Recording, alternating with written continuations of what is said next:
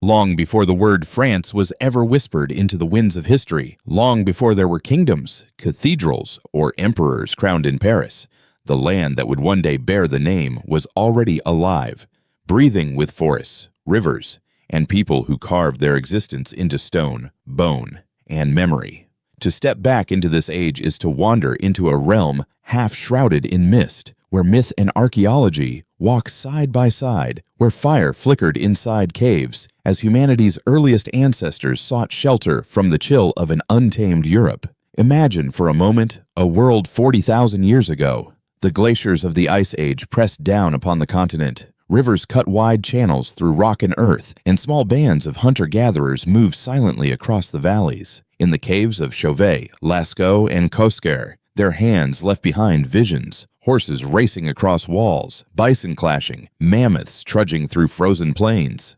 These were not idle doodles, but sacred depictions, expressions of awe toward the beasts that gave them life and danger. Even now, when the flicker of artificial light falls upon those painted walls, one can almost hear the echo of chants, the beat of stone tools against bone, the crackling of fire as a story was told for the very first time. This was the dawn of culture in the land that would be France. These cave painters were not kings or priests. They had no armies, no cities, no writing, yet in their strokes of ochre and charcoal, they declared, "We were here, we dreamed, we remembered." As millennia passed, these nomadic tribes gave way to communities that learned the power of cultivation. Around 6000 BC, the Neolithic Revolution reached what is now southern France. Fields were carved into the landscape. Wheat and barley swayed where once only wild grasses grew, and goats and cattle replaced the great aurochs as steady sources of milk and meat.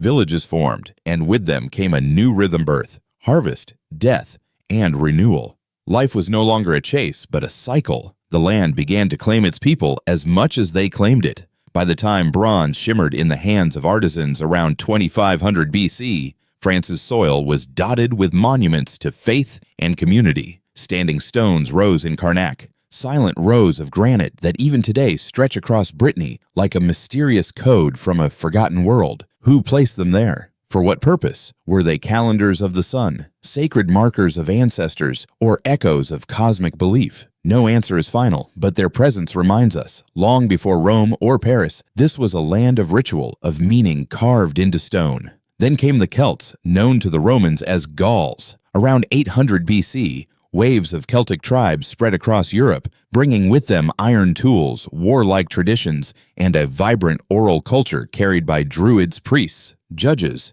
and keepers of sacred memory.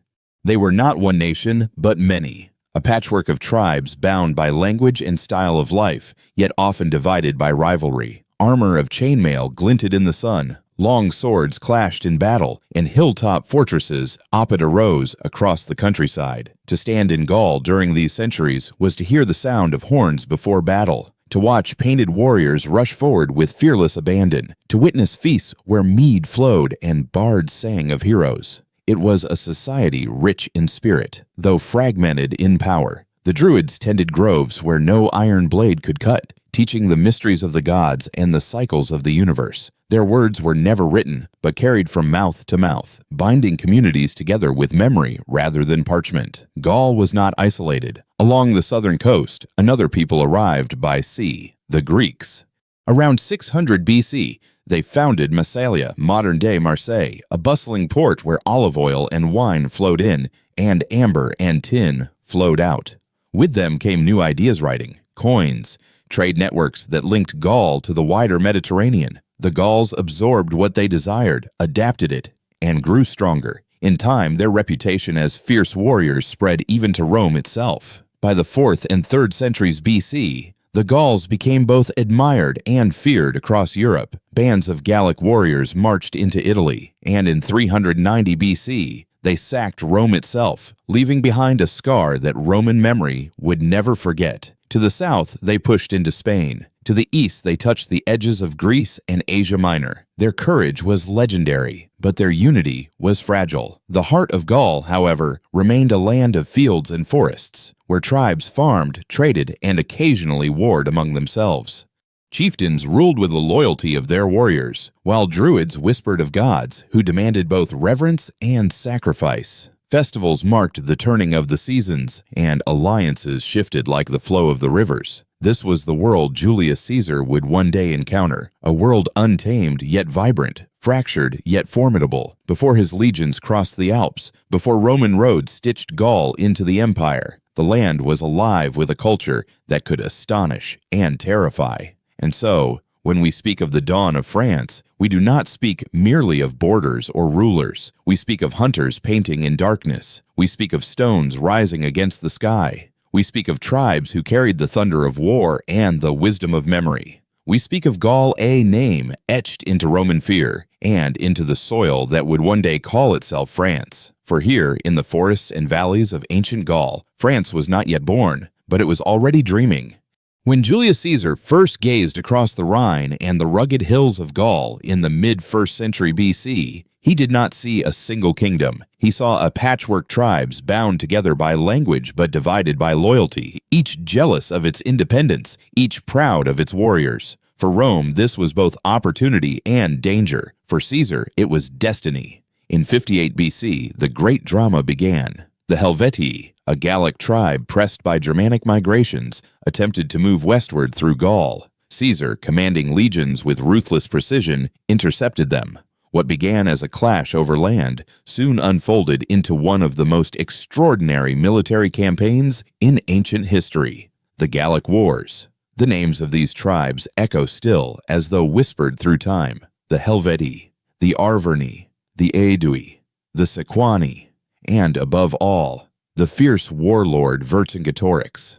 Caesar's commentaries, written with calculated brilliance, tell us of these campaigns, painting himself as both savior and conqueror. He recounts battles by riversides, sieges of great hilltop fortresses, ambushes in dense forests where Roman discipline met Gallic fury. Perhaps the most legendary moment came in 52 BC at Alesia. Imagine a vast hilltop stronghold bristling with defenders. Inside, Vercingetorix, charismatic leader of the Arverni, had united tribes in a desperate stand against Roman domination. Outside, Caesar's legions built walls of earth and stone one encircling the city, another to protect against Gallic reinforcements. It was a masterpiece of engineering and cruelty. The Gauls were trapped. Starvation gnawed, courage waned, and when relief armies failed, Vercingetorix surrendered, laying down his arms before Caesar in a moment that symbolized the end of Gallic freedom. Thus Gaul was bound to Rome. But conquest was only the beginning. Rome was not merely a devourer.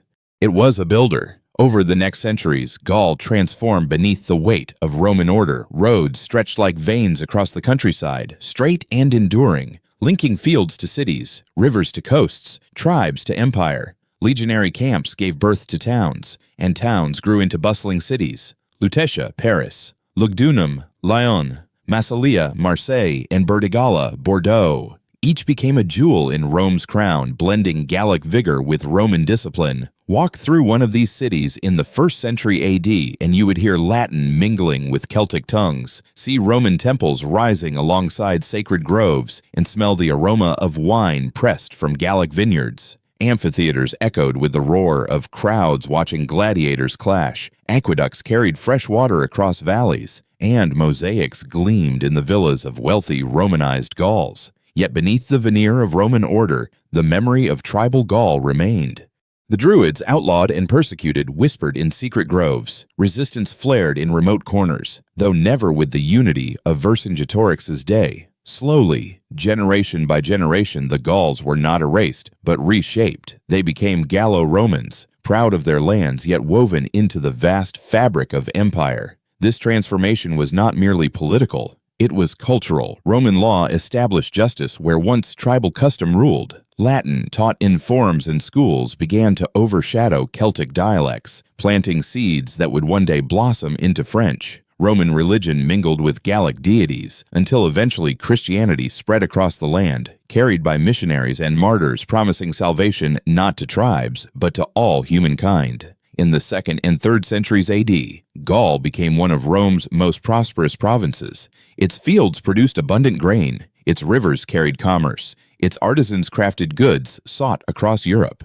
Lugdunum rose as a capital of culture and administration, hosting imperial councils and producing emperors themselves. Indeed, several emperors, Claudius Caracalla, had deep ties to Gaul, showing how integral this land had become to the empire's lifeblood. Yet prosperity always danced with peril. Beyond the Rhine and Danube, Germanic tribes watched, waited, and pressed. In the 3rd century, as Rome's strength wavered under the weight of internal strife, Gaul briefly declared its own empire, the Gallic Empire, under Postumus, a desperate attempt to shield itself from chaos. Though it lasted only 14 years, it revealed something profound. Gaul was no longer simply conquered land. It had its own identity, strong enough to stand, if only briefly, apart from Rome. As centuries turned, cracks deepened in Rome's mighty facade. The legions that once marched unchallenged grew weary. Roads that carried trade also carried invaders.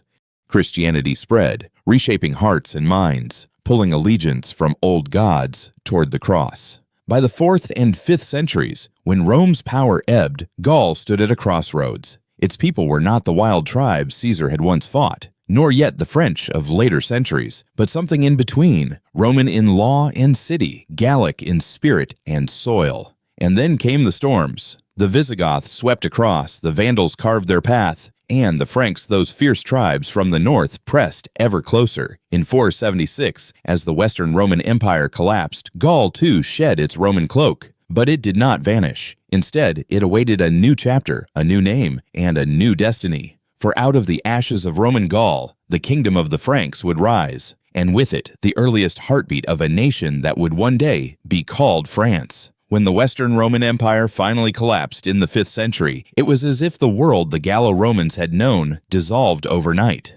The grand cities, the flowing aqueducts, the ordered legions all crumbled. What remained was a land fractured and exposed, caught in the storm of migrating peoples and warring tribes. Yet in this chaos, a new power was stirring in the north. They were not Roman, not Celtic, but Germanic. The Franks. The Franks had long hovered on the edge of Gaul, fierce tribes along the Rhine who had served both as enemies and mercenaries of Rome. But now, without Rome's iron hand, they saw their chance. Clad in simple furs and chainmail, their war bands swept into the fields and forests of northern Gaul. They were pragmatic and opportunistic, but also adaptable. Where other invaders came only to plunder, the Franks came to stay. At first, they were but one of many rivals. The Visigoths ruled in the south, the Burgundians in the east, and the remnants of Roman aristocrats still clung to their estates. But the Franks possessed something others lacked: unity under a rising dynasty. Their leader was Clovis, son of Childeric, a warrior king whose ambition would carve the first outlines of France. Clovis's story is one of grit and transformation. In 486, he crushed the last Roman commander in Gaul at Soissons, seizing not only land but legitimacy. In one bold stroke, he declared that the age of Rome was over and the age of the Franks had begun. His realm stretched across the fertile plains of northern Gaul, but his vision reached further. The true turning point came not on the battlefield, but in faith. At a time when most Franks clung to their pagan gods and rival Germanic tribes embraced Arian Christianity, Clovis made a momentous choice. After a desperate battle near Tolbiac against the Alemanni, where legend says he vowed to convert if victory were his, Clovis accepted baptism into Catholic Christianity around 496. His queen, Clotilde, a devout Christian, had long urged him toward the faith, and now he stood before Saint Remigius in Rheims, baptized with the oil of the Church. This act was more than spiritual. It was profoundly political. By embracing Catholicism, Clovis aligned himself with the faith of the Gallo-Roman majority, uniting conquerors and conquered under one banner. Where Visigoths and Burgundians were seen as heretics, the Franks became the defenders of orthodoxy. The Church, in turn, lent it its moral authority, crowning Clovis not merely a warlord, but a king chosen by God. From that moment, the Franks were no longer outsiders. They were heirs to Rome's mantle, protectors of its faith, rulers of its lands. Clovis did not stop. With relentless campaigns, he defeated the Alemanni, pushed back the Burgundians, and in 507, at the Battle of Vouille, he vanquished the Visigoths, driving them into Spain. Francia now stretched from the Loire to the Pyrenees, from the Rhine to the Atlantic. It was vast, fragile, and magnificent, the first kingdom of the Franks. But Clovis was also shrewd in matters of governance. He established Paris, the modest Roman settlement of Lutetia, as his capital, placing the heart of his kingdom where it could command both river and road. He codified Celtic law, blending Frankish custom with Roman precedent, ensuring justice could be written, remembered, and enforced. This code would echo through centuries, shaping French inheritance and politics in ways both grand and tragic. When Clovis died in 511, Francia was divided among his 4 sons, for Frankish tradition held that kingdoms were family property to be shared. This partition sowed seeds of rivalry that would plague the dynasty, yet the foundation he built endured. His Merovingian descendants, often called the long-haired kings, for the sacred locks that symbolized their power, carried his realm forward. The Merovingian age was a strange blend of barbarian vigor and Roman legacy. Kings often indulged in intrigue and excess, their courts filled with plots, assassinations, and bloody feuds. Yet beneath the drama, Francia grew. Monasteries blossomed, preserving knowledge in quiet scriptoria. Trade revived along rivers and coasts. Christianity spread deeper into the countryside, reshaping the rhythms of daily life. Still, the Merovingians gradually waned in strength. By the 7th century, real power drifted into the hands of the mayors of the palace, officials who managed royal estates and commanded armies. The kings remained in name, but their authority shrank to ceremony, earning them the bitter title of do-nothing kings. Francia needed new vigor, a new hand to steer its destiny. That hand would emerge in the form of the Carolingians, a family of mayors whose ambition and military skill would eclipse their Merovingian masters. But before their rise, Francia had taken root. Out of the wreckage of Rome and the clash of tribes, a kingdom had been born, a kingdom with Christian faith at its core, a kingdom that called itself Francia. It was not yet France. Its people did not yet speak French, nor did they know the borders of the nation to come. But in the coronation oil of Clovis, in the stones of Paris, in the ink of the Salic law, the outlines of a nation had begun to take shape. And as the Merovingian twilight gave way to Carolingian dawn, the story of France was only just beginning. The dawn of the 8th century brought with it a sense of weariness to the Merovingian line. The once mighty dynasty had grown decadent, its kings cloaked in ceremony, but stripped of real power. Francia was a land too vast and too fractured to be governed by figureheads, and so the real weight of rule fell to the mayors of the palace, stewards who had begun as mere administrators but had risen into generals and statesmen. Among them, one family shone brightest, the Carolingians. It began with Charles Martel, the Hammer, who in 732 stood against the thunder of Islam at the Battle of Tours. There, with the Frankish cavalry thundering across the plain, he turned back the forces of the Umayyad Caliphate and secured the fate of Christian Europe. That victory carved a legend, not just for Charles, but for his lineage. He proved that Francia was not a realm to be trampled. When Charles's son, Pepin the Short, decided that being the power behind the throne was no longer enough, he sought legitimacy. In 751, with the blessing of the Pope, Pepin deposed the last Merovingian king and crowned himself king of the Franks. It was a quiet but radical shift. Kingship no longer flowed solely from blood, but could be sanctified by the church. Francia now had a dynasty bound not only to sword, but to the cross. But it was Pepin's son who would define an age. His name was Charles, and history would remember him as Charlemagne Charles the Great. Charlemagne was not merely tall of stature, but towering in ambition. From the moment he ascended in 768, he sought to bind the fractious tribes and lands of Europe into a single, formidable empire. His armies marched with relentless purpose against the Lombards in Italy, against the Saxons in Germany, against the Moors in Spain. Each campaign was waged not only for conquest, but for faith. Where his banners flew, so too marched the cross. The wars against the Saxons were particularly brutal. For decades, Charlemagne fought to subdue the pagan tribes beyond the Rhine. Villages burned, captives were baptized by sword point, and rebellion flared again and again. Yet Charlemagne would not relent. To him, this was more than war, it was a holy mission. When the Saxons finally bent, Francia's borders stretched deep into the forests of northern Europe. But Charlemagne was no mere warlord. He envisioned something greater, a realm unified not just by arms but by culture, law, and faith. He made Aachen, a modest town, the heart of his empire. There, He built a palace and a chapel whose octagonal dome would inspire awe for centuries. From this seat, he summoned scholars from across Europe, the English Alcuin, the Italian Paul the Deacon, and others, to breathe life into learning long forgotten. Thus began the Carolingian Renaissance. Monks in scriptoria copied classical texts with careful hands, preserving the wisdom of Greece and Rome. Schools sprang up, teaching not only Latin, but the art of reason, music, and faith. A new script, clear and elegant Carolingian minuscule, was devised, shaping the very letters in which Europe would write its future. Charlemagne also sought to bring order to his sprawling empire. He dispatched royal envoys, the Missi Dominici, who rode across provinces to ensure counts and dukes upheld justice.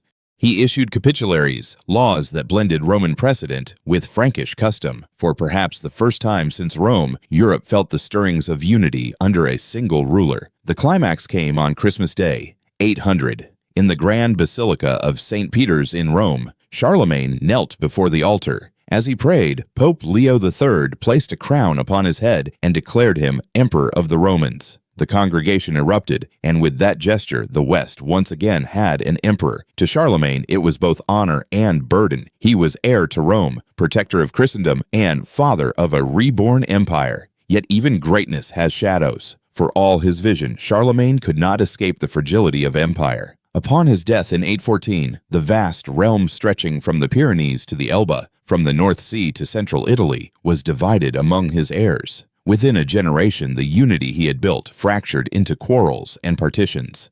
By the Treaty of Verdun in 843, his grandson split the empire into three: West Francia, East Francia, and Lotharingia. West Francia would, in time, become France. East Francia would become Germany. The dream of a single empire dissolved, but its echoes remained in the Holy Roman Empire that would rise centuries later. Charlemagne's legacy was not in borders, for those faded and shifted. It was in the idea he forged, that Europe could be more than a collection of warring tribes, that it could share a faith, a culture, a law.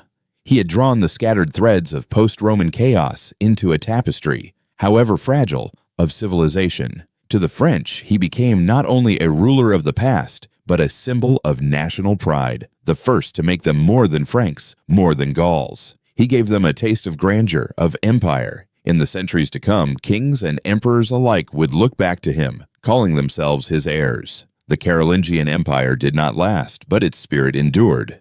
It carried forward the notion that France was destined for greatness, not merely as a kingdom on the edge of Europe, but as the beating heart of its story. And as the empire shattered, giving birth to West Francia, the land that would one day be called France began to step out of the shadow of Rome and Charlemagne alike, ready to forge its own identity. When Charlemagne closed his eyes for the final time in 814, Europe mourned, but Europe also trembled. For all his grandeur, the emperor had not solved the ancient riddle of succession. His vast empire was a patchwork quilt of peoples, dialects, loyalties, and frontiers, held together by his will, his armies, and his vision. Without him, the seams began to tear. His son Louis the Pious inherited the crown, but he lacked his father's iron grasp. Pious he was indeed devoted to the church, earnest in prayer, but in politics he wavered. Nobles sensed weakness. Sons vied for thrones before their father was cold in the grave. The empire that once stretched from the Pyrenees to the Elbe was slowly unraveling. The final break came in 843 at the Treaty of Verdun. Three grandsons of Charlemagne, weary of civil war, sat to divide their inheritance. West Francia, given to Charles the Bald, encompassed much of what we now call France. East Francia, to Louis the German, would evolve into Germany. Between them lay Lotharingia, a fragile middle realm. The dream of unity was gone. Yet the story of West Francia of France was only beginning. But its path forward was anything but easy. The young kingdom was a fractured land. Kings bore crowns, but little power beyond their immediate domains. Real authority rested in the hands of dukes, counts, and bishops who ruled their territories as if they were little kings themselves. The countryside was a mosaic of castles and strongholds, each a fortress of defiance and ambition. Feudalism, that strange blend of loyalty and independence, took root.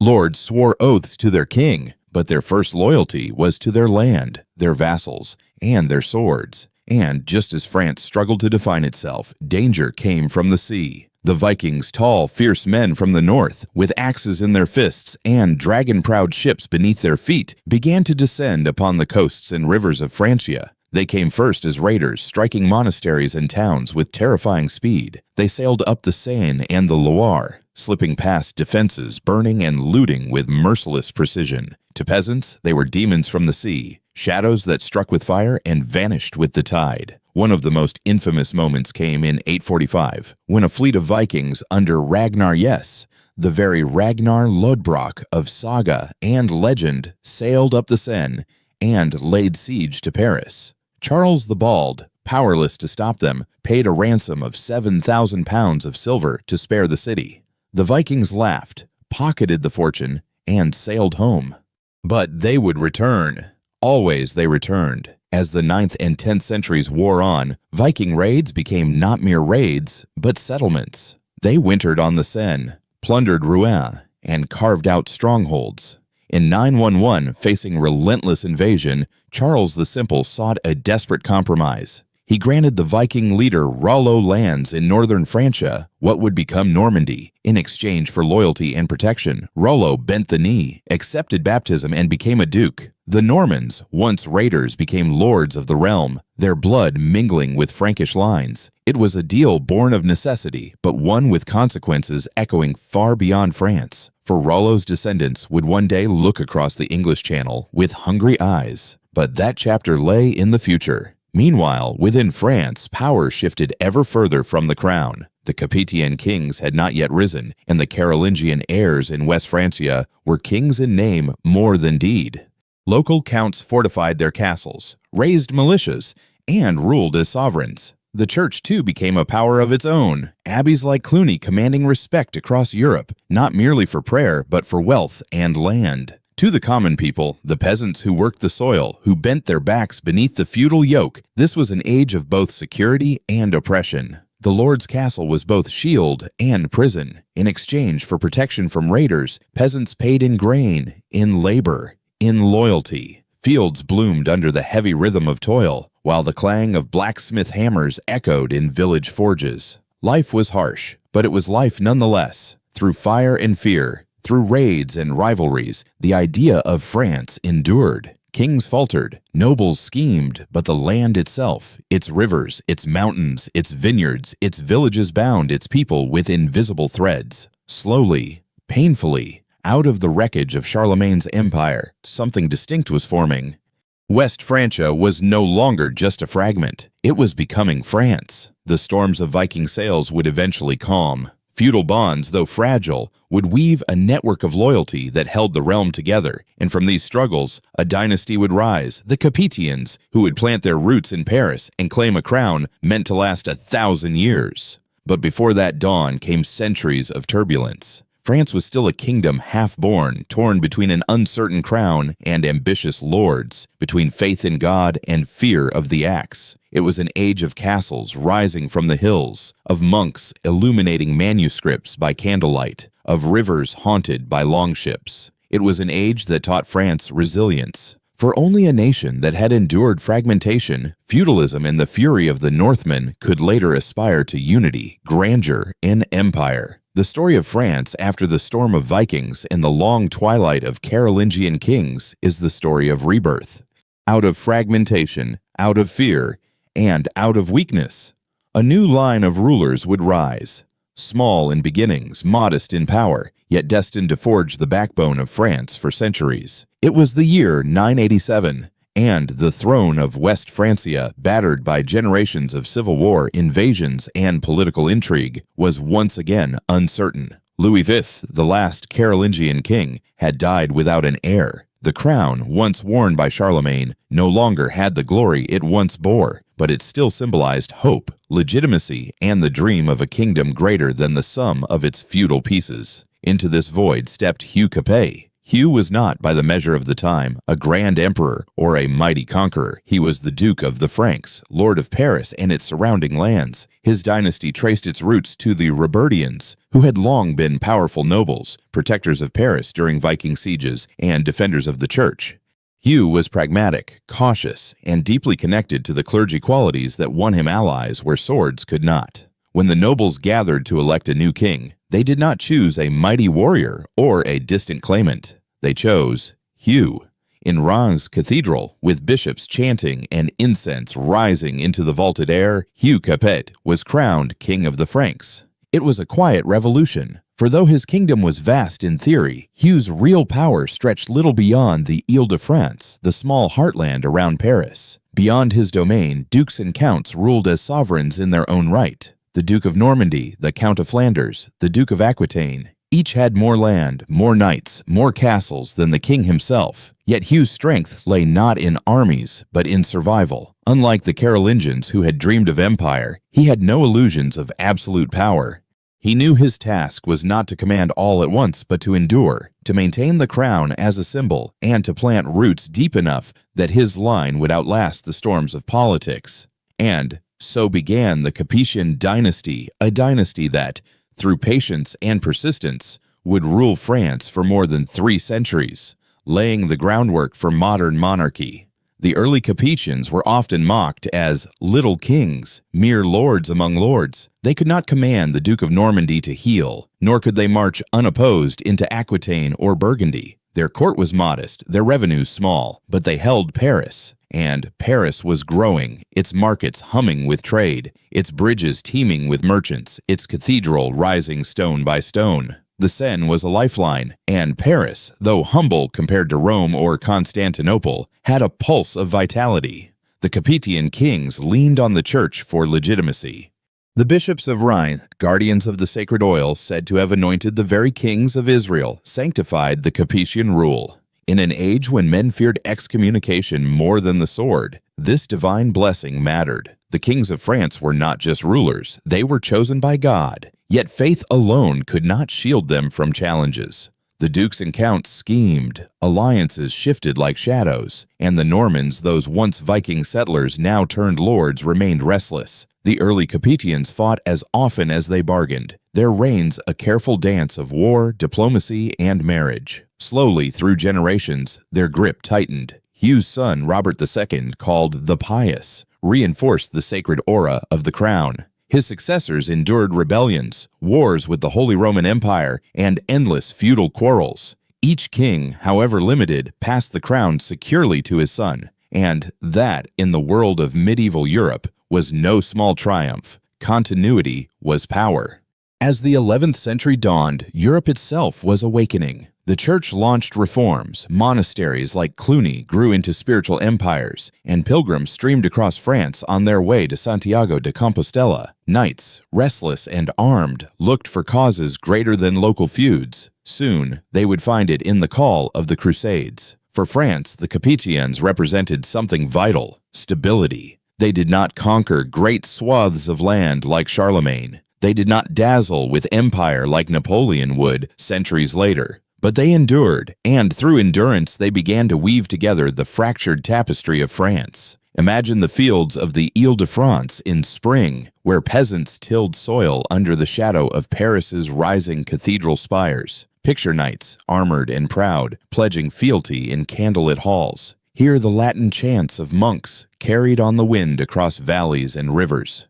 This was the world the Capetians nurtured. Not an empire of spectacle, but a kingdom of roots, slowly deepening, quietly growing. And from those roots, France would blossom. For though the Capetians began with little, they gave France something priceless: continuity, stability, and a crown that, for the first time in generations, seemed destined not to vanish, but to endure. The crown of France was no longer a fading ember of Charlemagne's fire. In the hands of the Capetians, it was a spark one that would, in time, blaze into brilliance. Step now into the high Middle Ages, when the air of France was thick with incense, the clang of blacksmith hammers, and the tolling of cathedral bells that echoed across villages and valleys. The age of uncertainty had begun to stabilize, and with that stability came an explosion of stone, faith, and ambition. France of the 11th and 12th centuries was a land where castles dotted the hillsides, each one a fortress of stone proclaiming the authority of a lord. From Normandy to Aquitaine, from Burgundy to the Ile-de-France, these castles were both bastions of defense and symbols of feudal order. They rose high with crenellated walls, moats, and towers from which banners fluttered in the wind. Behind their gates, knights polished armor, women wove banners, and peasants looked upward with awe and sometimes dread. For these fortresses did not only protect, they also oppressed. To live in medieval France was to live under the watch of stone. Yet stone in these centuries was not only used for war, it was also raised heavenward. Cathedrals began to dominate the landscape, towering above markets and narrow medieval streets. Paris's Notre Dame, with its pointed arches and stained glass rose windows, began to rise in 1163, a marvel of Gothic architecture. Chartres, with its celestial blue windows, and Amiens, with its vast nave, seemed less like buildings and more like earthly echoes of paradise. These cathedrals were not merely churches, they were sermons in stone, testimonies of faith carved into every arch and sculpted into every saintly figure. And what stirred this great outpouring of faith and ambition? It was not only devotion, but also the pulse of an age hungry for meaning. In 1095, Pope Urban II, standing before a great assembly at Clermont in central France, issued a call that would reverberate through Christendom: take up the cross, Orisas, march east, and reclaim Jerusalem from Muslim rule. That call struck France like thunder. Knights, restless with feudal skirmishes, now found a holy cause. Lords pledged men and money, bishops promised absolution, and peasants too were swept up in the fervor, believing that by walking to the Holy Land, their sins could be washed away.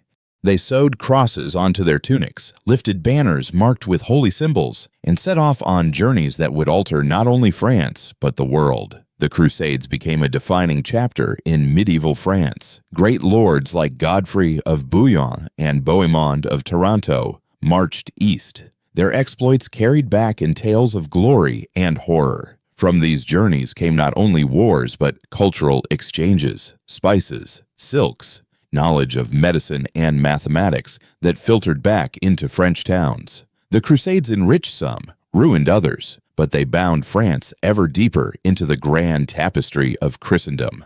Back home, the Capetian kings watched carefully. They did not yet control all of France, but each passing century brought greater authority. Through patience, marriage alliances, and the quiet strengthening of their royal court in Paris, the kings of France began to assert themselves as more than just first among equals. Then slowly the idea of a kingdom united, sacred, indivisible was taking shape, but life for the common folk was still marked by hardship. Fields stretched across the countryside, dotted with thatched cottages. Peasants bent their backs beneath the weight of harvest, paying tithes to their lords and taxes to the church. Yet even in their labor, they felt the beat of a new rhythm, the rhythm of a society knit together by faith, hierarchy, and the slow march of change. Travelers through medieval France would have witnessed a world alive with color and sound. Minstrels sang in town squares, troubadours composed songs of courtly love in the courts of Aquitaine and Provence, and markets bustled with goods from near and far: wool from England, wine from Burgundy, salt from the Atlantic coast. Fairs like those of Champagne became centers of trade, where merchants from Italy, Flanders, and beyond mingled, creating an early web of international exchange. The medieval French spirit was not only martial and pious, it was also deeply creative, from illuminated manuscripts glittering with gold leaf to the lyrical poetry of Chrétien de Troyes, who gave the world Arthurian romances in French dress. Culture blossomed. The stories of knights and ladies, of honor and betrayal, captured imaginations and spread across Europe. Still, beneath this vibrancy, tension simmered. The church's power was immense, and kings often had to bow before popes and bishops. Lords still clung to autonomy, and rivalries among nobles frequently erupted into conflict. France was not yet whole, but it was awakening, step by step, into a nation whose voice would one day dominate Europe. By the close of the 12th century, France stood at a crossroads. The Capetians were slowly gathering strength. Castles stood as monuments of feudal might, cathedrals as monuments of faith, and the blood of French knights stained both the fields of their homeland and the faraway sands of Jerusalem. Out of these contradictions, a land fractured yet bound by faith, impoverished yet bursting with culture, emerged the France of the High Middle Ages. The air of the time was charged with possibility. A peasant looking up at the stained glass of Chartres might glimpse heaven in blue light. A knight returning from the Holy Land might carry both scars and silks. A king in Paris, modest in his means but steadfast in his purpose, might imagine a France that was more than fiefs and fortresses, a France that was, in truth, a kingdom. And so the story moved forward, carried on by the tolling of cathedral bells, the tramp of crusaders' boots, and the whispers of poets who sang of love and glory. France was no longer the fragile remnant of Charlemagne's dream. It was becoming something new, something enduring. The wind of the 14th century carried with it the smell of smoke, of burning villages, of armored horses galloping across ruined fields. It was an age when France seemed to tremble on the edge of collapse, its crown contested, its soil invaded, its people weary from plague and famine. This was the crucible of the 100 Years' War, a struggle not of a few seasons, but of generations, stretching from 1337 to 1453. A century of shifting fortunes, of betrayal and redemption, of kings and peasants alike drawn into the whirlpool of destiny. It began with a question of inheritance, as so often in medieval Europe. Who had the rightful claim to the throne of France? When the Capetian line faltered, the crown passed to Philip VI, sparking the resentment of England's Edward III, who through his mother also laid claim to be King of France. What started as a dynastic quarrel soon engulfed nations in fire and blood. Picture the French countryside in those early years of war. Fields blackened by raiders, peasants fleeing before the advance of English chevauchés' fast-moving campaigns of pillage and terror. English longbowmen, with their deadly shafts, mowed down French knights in battles like Crécy. 1346, where the proud French chivalry fell in heaps before the relentless hail of arrows. 10 years later, at Poitiers, King John II of France himself was captured, hauled off to English captivity, while his kingdom sank deeper into chaos. And then, as if war was not enough, came pestilence. The Black Death swept across Europe in the mid-14th century, striking France with particular cruelty. Towns were emptied, fields lay fallow, and despair hung heavy in the air. God's judgment, people whispered. How else to explain a kingdom bled by both sword and plague? Yet France did not vanish. The monarchy, fragile but unbroken, endured. Charles V, known as the Wise, slowly rebuilt the kingdom, reclaiming lands and strengthening royal authority. For a time, hope flickered, but as the century turned, the English crown once again pressed its claim. Henry V of England struck with brutal precision, and in 1415 at Agincourt, French pride was shattered once more. There, mud and rain conspired with English discipline to cut down thousands of French knights. Chroniclers tell of nobles knee-deep in mire, their armor dragging them down as arrows pierced through visors. France reeled, bleeding and humiliated. By 1420, disaster deepened. The Treaty of Troyes disinherited the Dauphin Charles heir to the French throne and declared Henry V of England and his descendants the rightful rulers of France. Paris opened its gates to the English, Burgundy allied with them, and the French crown seemed lost. A kingdom centuries in the making stood on the brink of annihilation. And then, from the humblest of places, came a voice. A young peasant girl from Domremy, Jeanne rose from obscurity, claiming visions of saints and angels who urged her to save France. She was no princess, no knight, no scholar of statecraft. She was a shepherdess who believed with unshakable certainty that God had chosen her to restore the kingdom. Imagine her arrival at the Dauphin's court at Chillon in 1429, a teenage girl clad in simple dress speaking with conviction that pierced through doubt. Courtiers scoffed, priests questioned, but something in her eyes, in her unwavering faith, disarmed skepticism. Charles, desperate and cornered, gave her a chance. Armor was forged for her, a white banner painted with holy names, and Joan rode forth at the head of soldiers who had long forgotten hope. Her presence transformed the war. At Orléans, besieged and near collapse, she became the flame that reignited French courage. Chroniclers describe her urging men forward, banner in hand, standing upon siege ladders amid arrows and stones.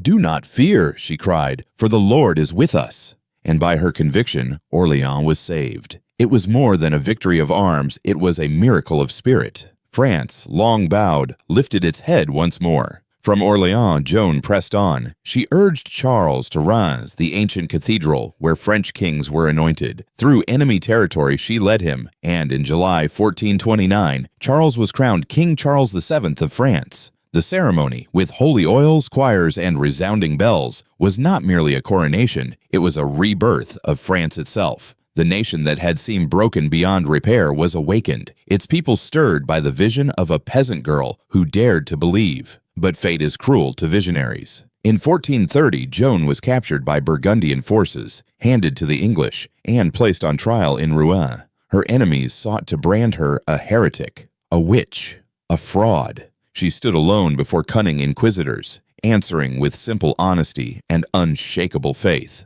"I was sent by God," she declared, "and I shall return to him."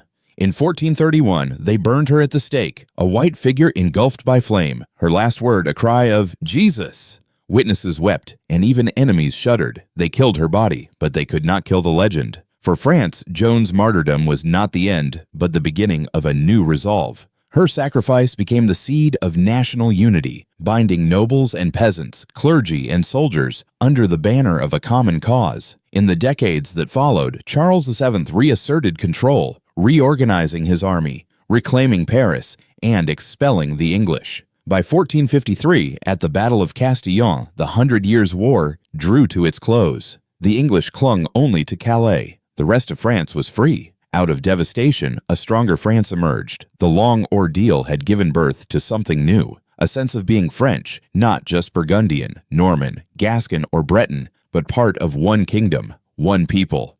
And at the heart of that awakening stood the memory of a peasant girl who heard voices from heaven and changed the fate of a nation. The 100 Years' War was not just a conflict of crowns. It was a crucible that forged the soul of France. From the ashes of defeat and the light of Joan's banner, the French discovered themselves not merely subjects of lords and kings, but a people bound together by faith, by suffering, and by hope.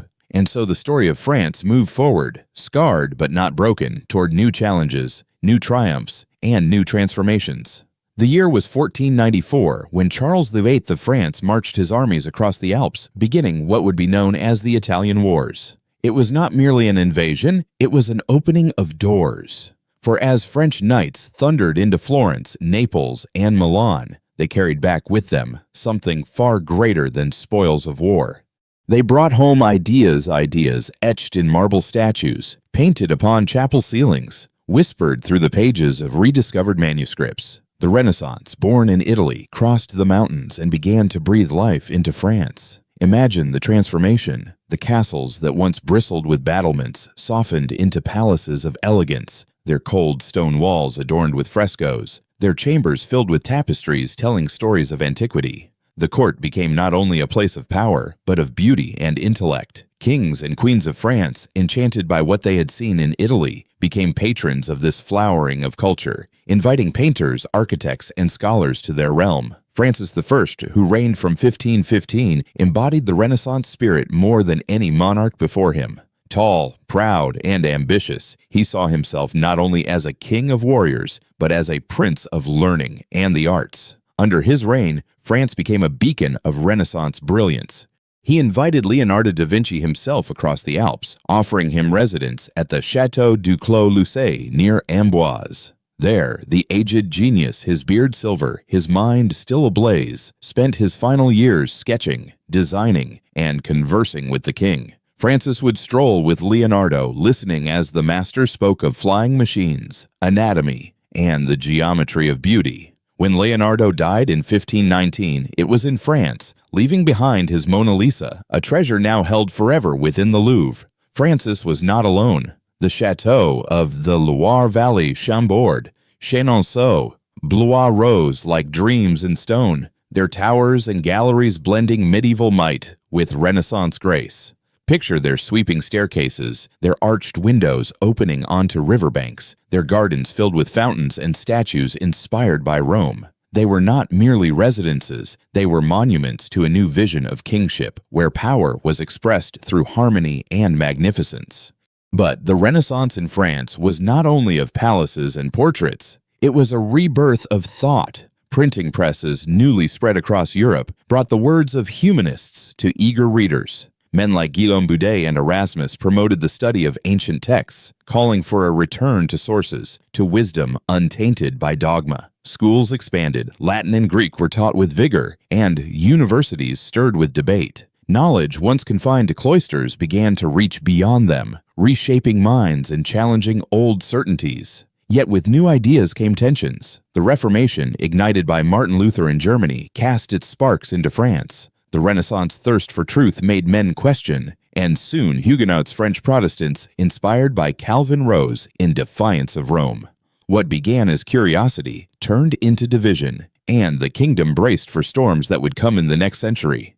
But in this moment of the early Renaissance, the focus was still on beauty, discovery, and ambition.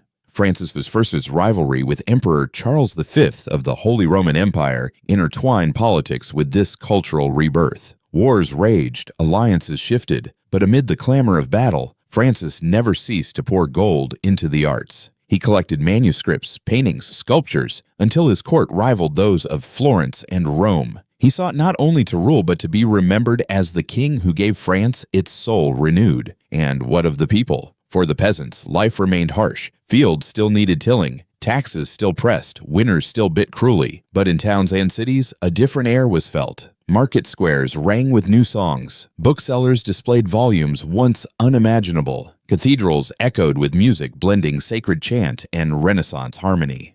Slowly, the common man, too, touched the edges of this rebirth, sensing that the world was widening, that horizons were no longer bound by the village church or the Lord's domain. The Renaissance was also a moment of exploration. Inspired by the Age of Discovery, French ships ventured across oceans. Jacques Cartier sailed westward, claiming lands along the St. Lawrence River, planting the seeds of New France in distant Canada. Just as the mind expanded, so too did the reach of the kingdom. France began to think of itself not merely as a realm within Europe, but as a player upon the globe. As the 16th century unfolded, Catherine de' Medici entered the French stage, bringing with her the cunning and culture of Florence. She would become queen, mother of kings, and a figure whose influence was both luminous and shadowed, guiding France through the turbulence of later wars of religion. For now, her presence symbolized how deeply the Italian spirit had entwined with French destiny.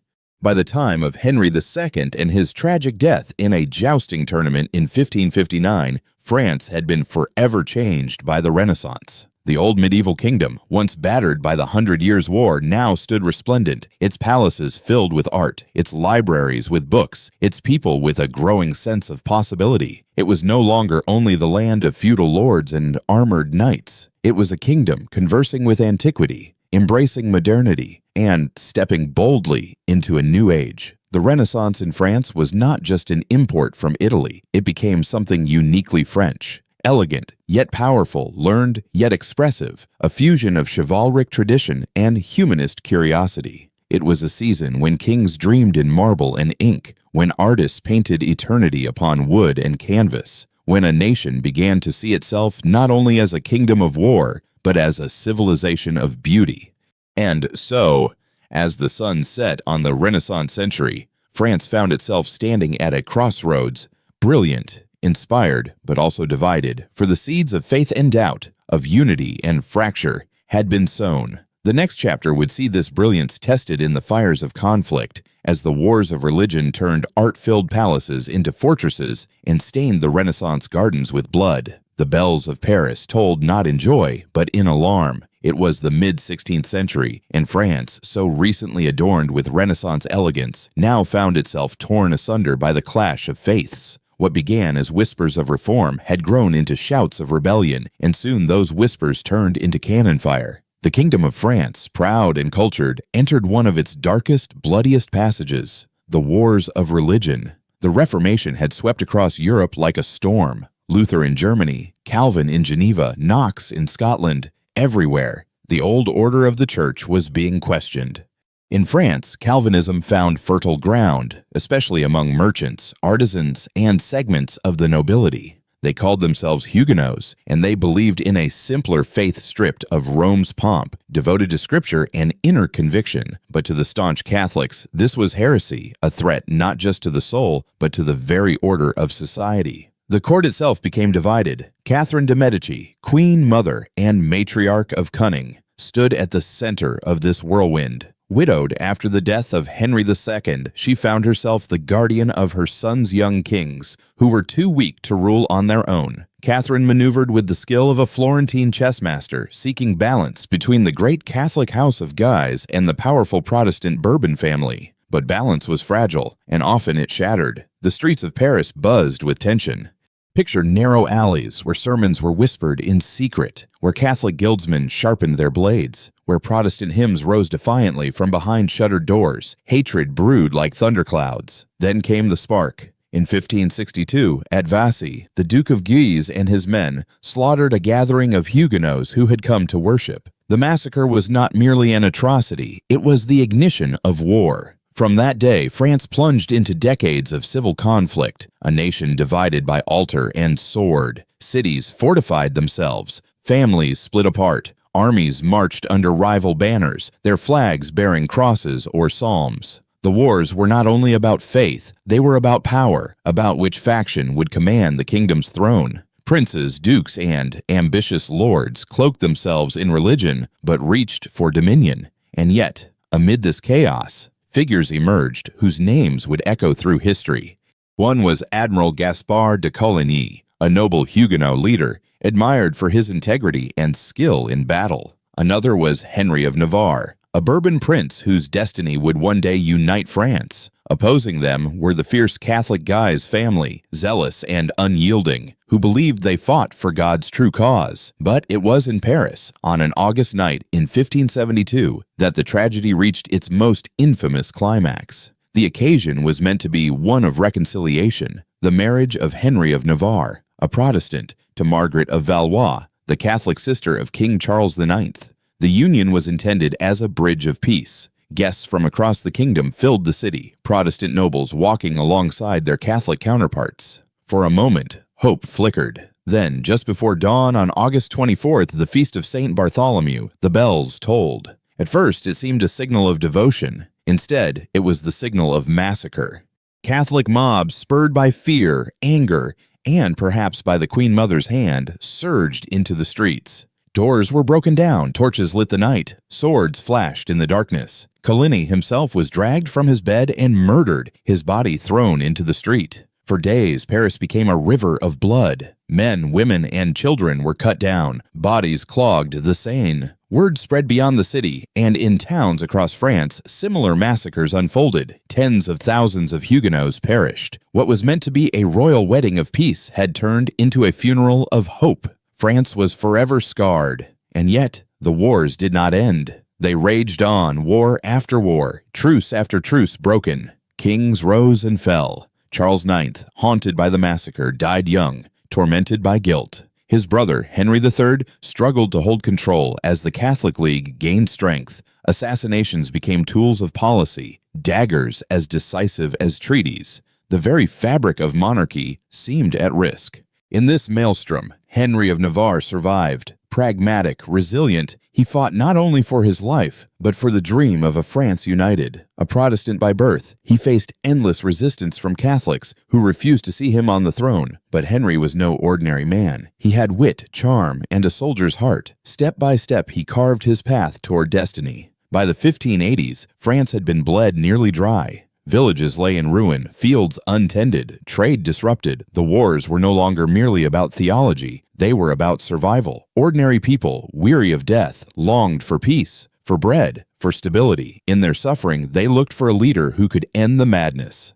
That leader emerged in Henry of Navarre. In 1589, Henry III was assassinated by a fanatic monk, and, with his death, the Valois dynasty ended. Henry of Navarre, despite his Protestant faith, became Henry IV of France, but the kingdom would not embrace him without struggle. For years he fought, leading armies across battlefields, his banners bearing both steel and hope. Finally, in 1593, Henry made a decision that would shape France forever. Standing at the gates of Paris, he converted to Catholicism. Paris, he is said to have declared, is well worth a mass. With that choice, he opened the city's doors, ending decades of conflict. In 1598, he issued the Edict of Nantes, granting Huguenots the right to worship freely in certain places, bringing a measure of peace after so much blood. The wars of religion had lasted nearly 40 years. They had turned France into a battlefield of faith, a kingdom crucified by its own divisions. Yet from the ashes rose a monarch who sought not vengeance but reconciliation. Henry IV's reign marked the first fragile steps toward healing, though scars would remain for generations. The Renaissance brilliance had been dimmed by fire and sword, but out of the darkness came a new vision. That unity mattered more than dogma, that a king's duty was to his people's survival, not merely his creed. France had endured one of its most tragic chapters, but it had also glimpsed the possibility of rebirth. The next century would see that possibility take root, as monarchs like Louis XIII and Louis XIV transformed France into a realm of centralized power, grandeur, and absolute rule. But the memory of those years, the screams of St. Bartholomew's Night, the clash of Guise and Bourbon, the blood spilled in the name of heaven, would never fade. It was a lesson seared into the nation's soul, that faith could inspire beauty, but unchecked zeal could destroy a kingdom. The dawn of the 17th century broke over a France still bruised by the scars of religious conflict. The Edict of Nantes, signed by Henry IV, had calmed the storm but not erased the tensions. Fields slowly returned to life. Cities began to hum with commerce, but beneath the surface, the kingdom remained fragile. When Henry IV was struck down in 1610 by an assassin's blade, the nation trembled once again. Onto the throne ascended his young son, Louis XIII, the boy of only 9 years old, burdened with the weight of a divided realm. France in 1610 was a paradox. On the one hand, it was rich in culture, fertile in land, and blessed with a proud tradition. On the other hand, it was fractured by noble rivalries, religious divisions, and foreign threats. The child king could not possibly steer this complex ship of state on his own.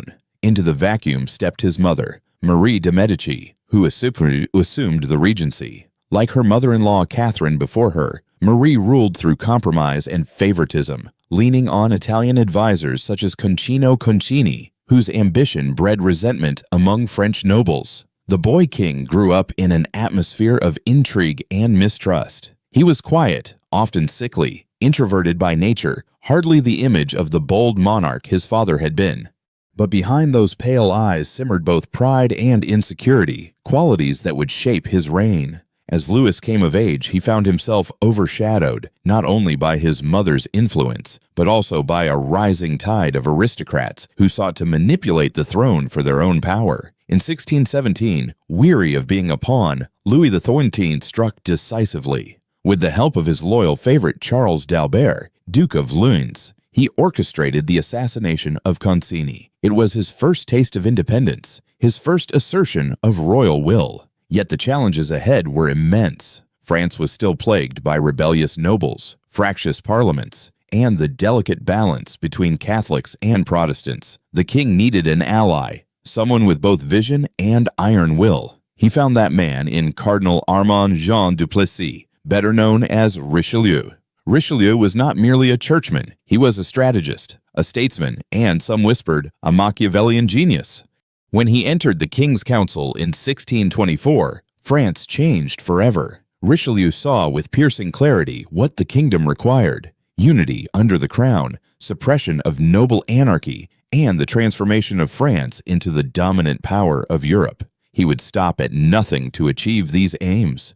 Picture Richelieu in his crimson robes, a thin, austere figure, his eyes sharp as a hawk's. He was both feared and respected, admired for his intellect, but hated for his ruthless methods. Yet Louis XIV, uncertain of his own strength, leaned on him. The two men formed an uneasy but enduring partnership: the king, with his crown and authority; the cardinal, with his brilliance and relentless energy. Richelieu's first target was the nobility. For centuries, powerful dukes and lords had treated the monarchy as a distant partner rather than an absolute master. Richelieu changed that. He tore down castles that served no defensive purpose, symbols of aristocratic independence. He crushed conspiracies ruthlessly, including one led by the king's own brother, Gaston d'Orléans. Rebellious nobles found themselves imprisoned, exiled, or executed. Slowly, inexorably, the balance of power shifted away from the feudal aristocracy and toward the throne. At the same time, Richelieu addressed the Protestant question. Though the Edict of Nantes remained in effect, giving Huguenots rights of worship, Richelieu could not tolerate their fortified towns and political autonomy. To him, they were a state within the state, a dagger pointed at the heart of royal authority. In 1627, he laid siege to La Rochelle, the Huguenot stronghold on the Atlantic coast. For over a year, the city resisted, starving but unbroken, while England sent aid in vain. At last, in 1628, La Rochelle fell. The Huguenots kept their faith but lost their political and military privileges. France was now firmly under one crown, one authority. Beyond France's borders, Richelieu pursued an audacious vision. He sought not only to strengthen the monarchy, but to elevate France as Europe's supreme power. To do this, he challenged the Habsburgs, who encircled France with their vast empire in Spain, Austria, and the Low Countries. Though a cardinal, Richelieu allied with Protestant states when it suited France's interests, proving that raison d'etat, reason of state, was his guiding principle. It was this pragmatism that drew France into the 30 Years' War, a conflict that would reshape the continent. While soldiers marched abroad, intrigues brewed at home.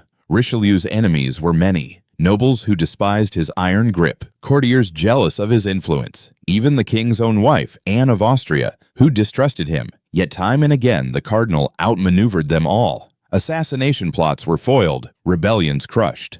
Richelieu's network of spies reached into every corner of France, making him a master of information as much as power. Through it all, Louis XIV remained a reserved and somewhat tragic figure. He admired his minister, but also resented being overshadowed. He longed for glory, but lacked the charisma of a warrior king. Yet together, he and Richelieu forged the foundation of absolute monarchy. The crown, once a fragile prize in the hands of feuding nobles, was becoming the axis around which the kingdom revolved. By the time of Richelieu's death in 1642, France was transformed. The nobility had been humbled, the Huguenots politically subdued, and France had entered the great European stage as a contender for supremacy. A year later, Louis XIII himself died, leaving the throne to his young son, Louis XIV, but the work of Richelieu endured.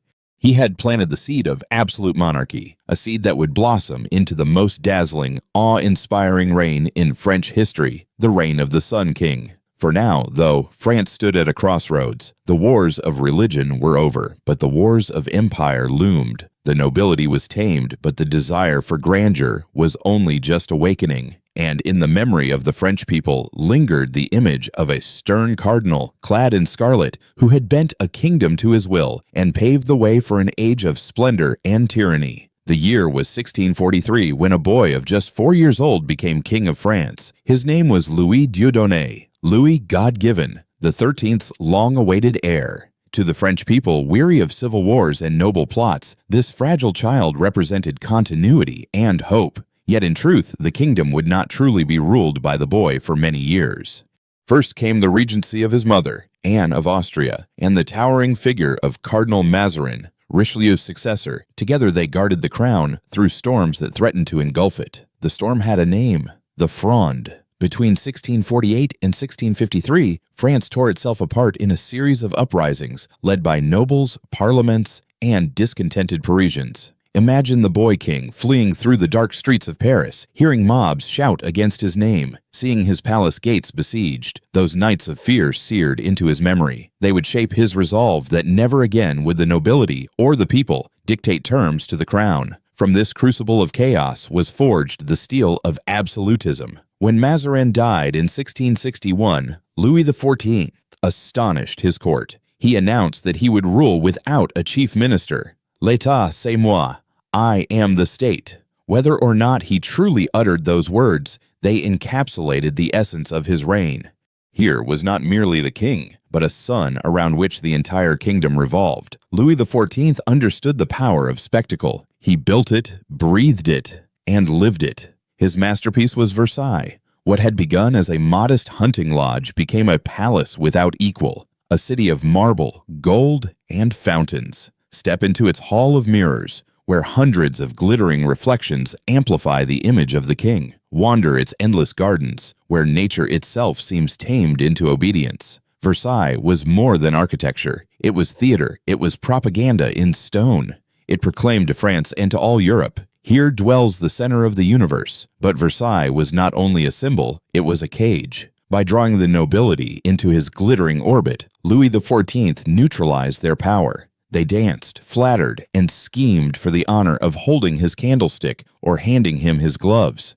In this ritualized court life, the sword-wielding lords of old were transformed into courtiers, dependent on royal favor. The grandeur of the palace masked a shrewd political maneuver. Louis XIV kept his enemies where he could see them, under his chandeliers. Yet while the nobility lost autonomy, the king expanded his control. He centralized administration, appointing intendants, loyal officials who carried out his will in the provinces. The legal system, taxation, and military all bent toward one axis, the monarch. France became a state of order, discipline, and obedience, as Louis envisioned. The dream of Richelieu had blossomed into the reality of absolutism. Louis XIV also reshaped culture itself. Under his patronage, the arts flourished. Molière wrote comedies that still make audiences laugh. Racine composed tragedies of searing intensity. Lully filled Versailles with music. Painters, sculptors, architects all sought to glorify the Sun King. Even fashion was dictated by his court, with lace, wigs, and silk spreading across Europe. To live in France was to live in the capital of style and taste. Paris became not just a city, but a beacon of civilization. Yet behind the brilliance lay shadows. The splendor of Versailles was built on taxes squeezed from peasants, who bore the heaviest burdens of war and extravagance. While the court dined on delicacies, farmers starved in years of poor harvest. Absolutism brought order, but also rigidity. Dissent was silenced, criticism suppressed. When Louis revoked the Edict of Nantes in 1685, he expelled or converted hundreds of thousands of Huguenot France's Protestants who had been granted rights by his grandfather. Many fled abroad, carrying with them skills and wealth, weakening France's economy while strengthening rivals like England and the Netherlands. War became the other defining feature of his reign.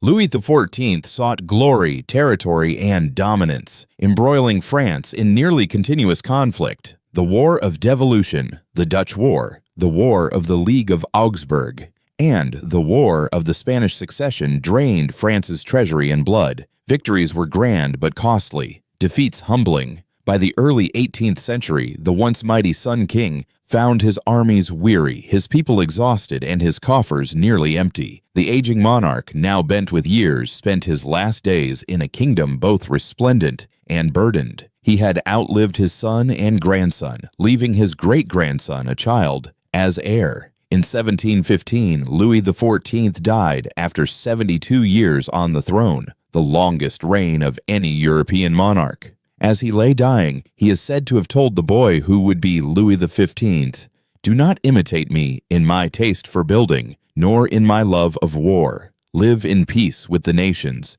Seek to relieve your people's burdens." The sun had set, and Europe breathed easier.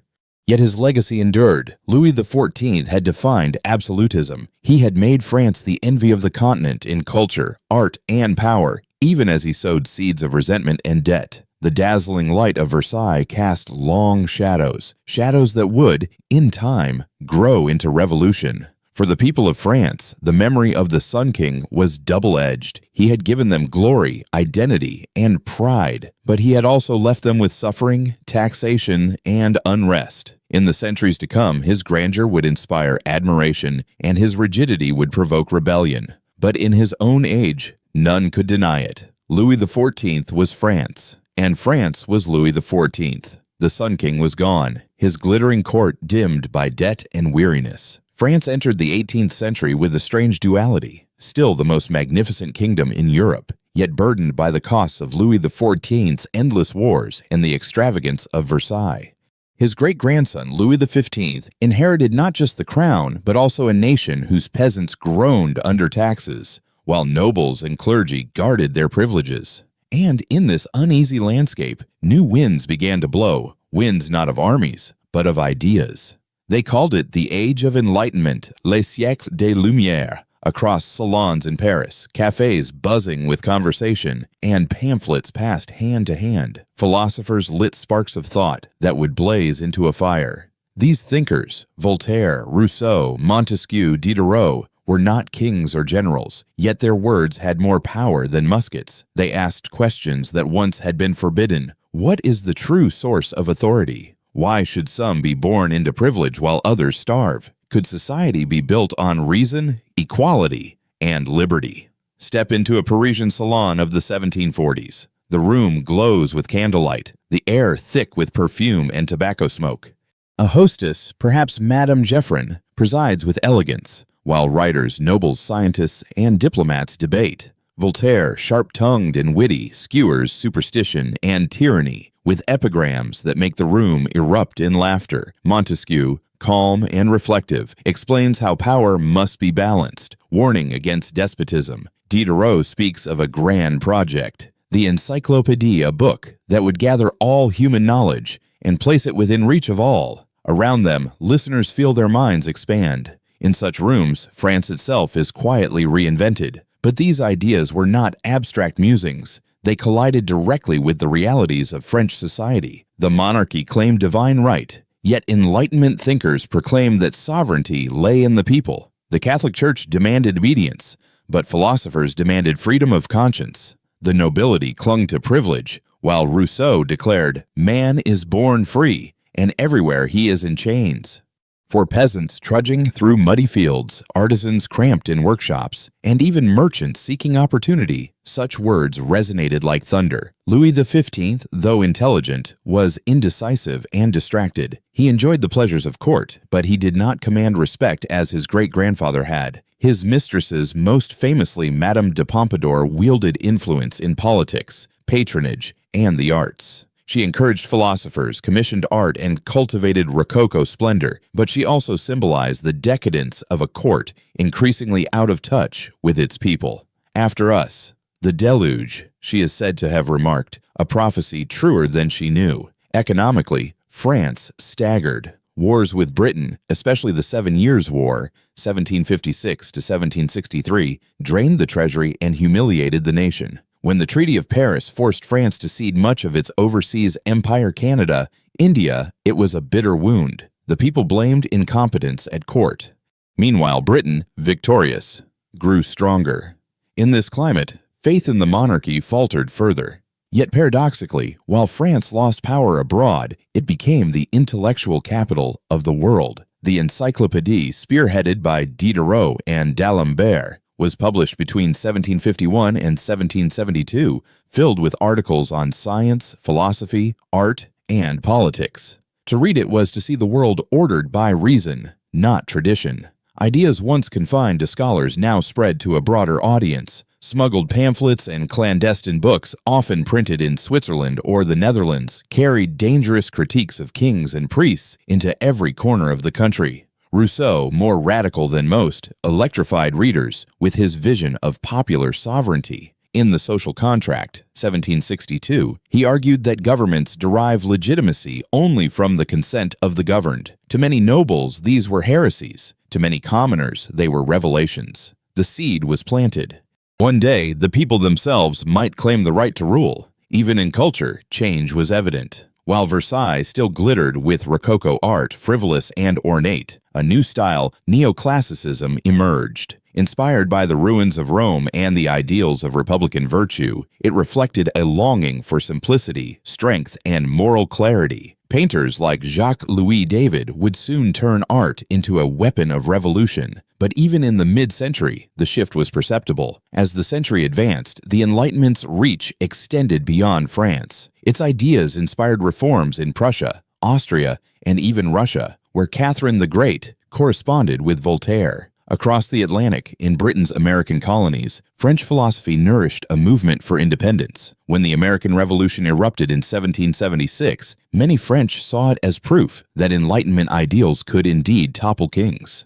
France's support for the colonists was both a blow against Britain and a symbolic embrace of liberty. But financing that war further deepened France's own debt. By the reign of Louis XVI, who came to power in 1774, the stage was set for collision. The monarchy struggled to reform taxes, but faced resistance from nobles unwilling to give up exemptions.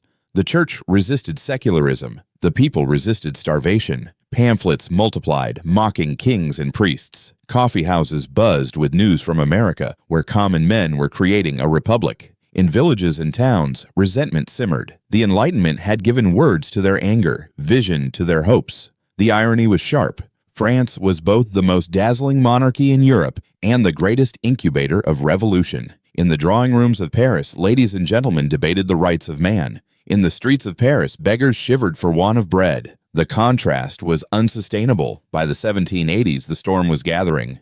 The Enlightenment had shaken certainties that had held for centuries. It had exposed injustice, inspired courage, and emboldened the oppressed. France had become a kingdom of paradox, rich in ideas, poor in bread, proud in heritage, but bankrupt in finance. The seeds had been sown. Soon, they would sprout into something unstoppable. As Voltaire had once remarked with his sly wit, "It is dangerous to be right when the government is wrong." Dangerous indeed, for France was hurtling toward an upheaval that would change not only the nation, but the entire world. The summer of 1789 began like any other. The peasants bent beneath the sun in the fields, the nobles gliding through gilded halls, the clergy cloaked in ritual and privilege. Yet beneath the surface, France trembled. Years of bad harvests had brought hunger. Taxes crushed the poor while nobles and clergy remained exempt. Bread prices soared. And the crown, indebted from wars, lavish court life, and support for the American Revolution, stood on the edge of bankruptcy. Louis XVI, well-meaning but indecisive, found himself trapped. His queen, Marie Antoinette, already despised as frivolous and foreign, was seen as a symbol of excess. Pamphlets caricatured her as Madame Deficit. The people's patience wore thin. In desperation, the king summoned the Estates General in May 1789, a body that had not met in 175 years. Representatives from the three estates, the clergy, the nobility, and the commoners, gathered in Versailles. What began as a debate over taxes became a struggle for the future of France. The Third Estate, representing the vast majority of the population, bristled at being outvoted by the privileged minority. One June day, they declared themselves the National Assembly, claiming authority in the name of the people. Locked out of their hall, they met instead in an indoor tennis court, swearing the famous tennis court oath. They would not disperse until they had written a constitution. That oath, made in a sweaty, crowded room with raised fists and fierce voices, was the first open defiance against royal power. Weeks later, Paris erupted. On July 14, 1789, a crowd stormed the Bastille, a medieval fortress prison that symbolized tyranny. Cannons roared, muskets cracked, smoke filled the air. When the fortress fell, heads were paraded on pikes. The Bastille's fall was not merely a local riot. It was a declaration that the people of France would no longer bow to chains. That day, the revolution was born. In the countryside, peasants rose up in what became known as the Great Fear, burning manorial records, storming castles, demanding freedom from feudal dues. Nobles fled abroad, becoming émigrés, whispering of vengeance. The old order cracked, and in August 1789, the National Assembly proclaimed the Declaration of the Rights of Man and of the Citizen. It declared liberty, property, security, and resistance to oppression as natural rights. Men are born and remain free and equal in rights, it read, words that electrified France and shook every throne in Europe. Yet this new France was anything but peaceful. The king, though forced to accept reforms, hesitated and plotted escape. In 1791, Louis and his family attempted to flee but were caught at Varennes. Their carriage, halted by villagers who recognized him, became a symbol of betrayal. Trust evaporated. No longer was he a father king. He was now a prisoner of his people. Meanwhile, factions divided the revolution. Moderate constitutional monarchists wanted compromise, while radicals, the Jacobins, demanded a republic. The streets of Paris boiled with anger. Women carrying banners and pitchforks marched to Versailles in October 1789, demanding bread. They stormed the palace, forcing the royal family back to Paris under their watchful eyes. "We are bringing back the baker, the baker's wife, and the baker's boy," they chanted. Outside France, monarchies watched in horror. Austria and Prussia threatened intervention to save Louis. France, defiant, declared war in 1792. The conflict inflamed revolutionary fervor. At Valmy, French volunteers shouted "Vive la Nation" as they turned back seasoned European armies. For the first time, citizen soldiers defended not a king, but a nation. That same year, the monarchy was abolished. Louis XVI was tried for treason. In January 1793, he mounted the scaffold in the Place de la Révolution. The blade of the guillotine fell, and the crowd roared. Months later, Marie Antoinette followed, pale and proud, whispering apologies to her executioner for stepping on his foot. The execution of the king and queen was unthinkable just years earlier. Now it symbolized that no crown was sacred.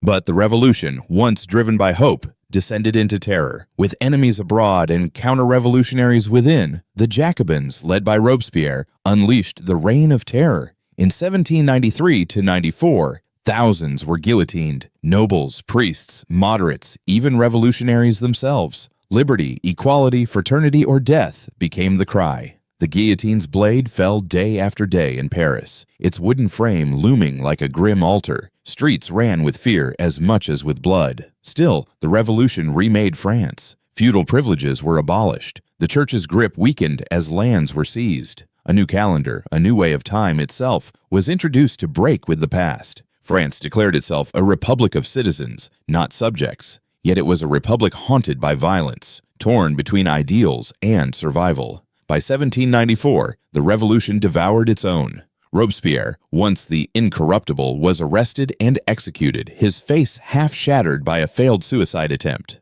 The terror ended, but France remained unstable. Governments rose and fell. The Directory, corrupt and weak, could not tame chaos. And yet, the dream endured. The revolution had given the world new language, rights, nation, equality. It had toppled one of Europe's greatest monarchies and replaced it with something unprecedented. The revolution was not a single moment, but a storm. It was the cry of a starving mother demanding bread, the ink of philosophers now written in blood, the march of volunteers singing the Marseillaise. It was hope and horror, progress and destruction. Out of its fire, France would never be the same.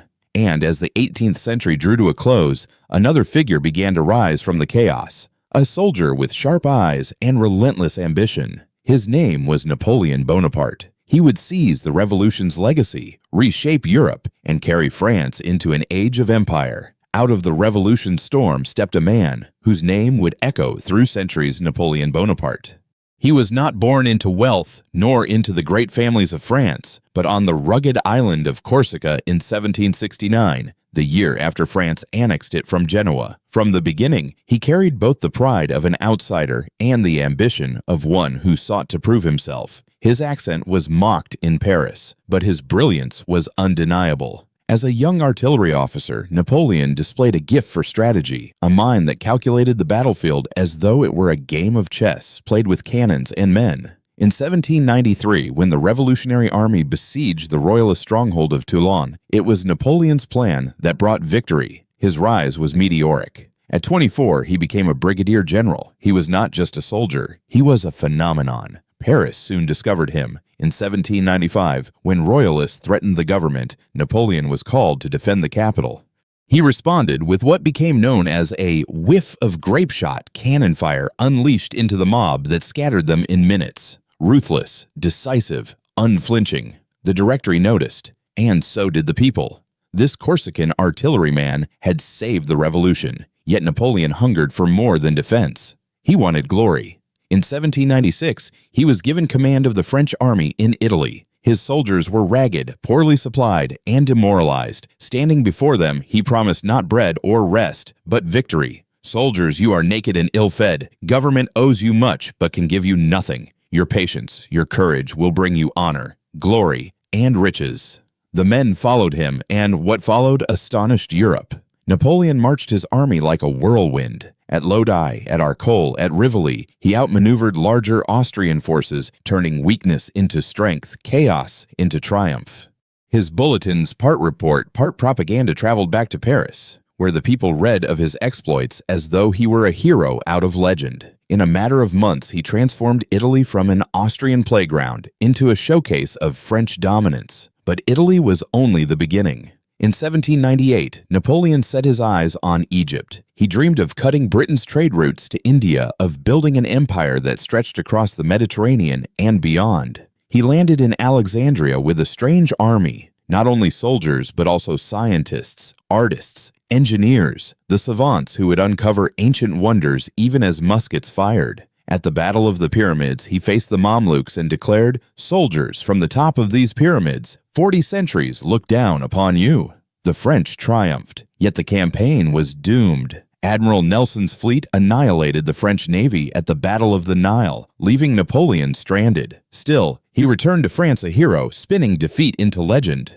By 1799, the Directory had collapsed into corruption and chaos. France was weary of instability. It craved order. Napoleon, with the cunning of a general and the eye of a politician, seized his moment. On November 9th, 1799-18, Brumaire by the revolutionary calendar, he staged a coup. Surrounded by soldiers, he brushed aside politicians and declared the birth of the consulate. He was now first consul of France. The transformation was swift. He reorganized administration, established the Bank of France, and created the Napoleonic Code, a set of laws that simplified and modernized the legal system. The code enshrined property rights, civil equality for men, and secular authority. It spread far beyond France, shaping legal traditions across Europe and the world. Streets, schools, courts, all bore Napoleon's stamp. He was not merely a conqueror. He was a builder, yet he was also restless. Peace with Britain, sealed in 1802, was brief.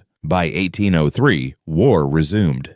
Napoleon prepared his army, the Grande Armée, for invasion. But in 1804, another transformation took place. Standing in the great cathedral of Notre Dame before the eyes of Pope Pius VII, Napoleon crowned himself Emperor of the French. The gesture was deliberate. No pope, no monarch would place a crown on his head. He would seize it for himself. A republic born in revolution had now become an empire. The years that followed were an age of thunder. Napoleon's armies marched across Europe with breathtaking speed. At Austerlitz in 1805, the so-called Battle of the Three Emperors, he shattered the forces of Austria and Russia in a display of tactical genius. "I am the master of fate today," he said as the sun rose on his victory, later remembered as the Sun of Austerlitz. At Jena, Friedland, Wagram again and again, his enemies fell. Thrones toppled, maps were redrawn. He created satellite kingdoms for his brothers and allies. From Spain to Poland, the Napoleonic eagle soared. But power breeds resistance. Britain, unconquered, waged economic war through its navy. Napoleon responded with the Continental System, an attempt to blockade British trade. Yet smugglers and defiance undermined it, and the system strangled allies as much as it weakened Britain. In Spain, a guerrilla war bled French troops. In Russia, the Tsar waited. The empire stretched wider, but the strain grew heavier. For now, however, Napoleon stood at the pinnacle. France, once torn by revolution, now stood united under his rule. He embodied both the revolution's promise and its betrayal, equality before the law, but no liberty to oppose him, meritocracy, but with crowns handed to his family. To the people, he was both savior and despot. To Europe, he was the nightmare and the storm. As the first decade of the 19th century closed, the world held its breath. France, under Napoleon, was no longer a kingdom, nor merely a republic. It was an empire of ambition, a colossus reshaping the continent.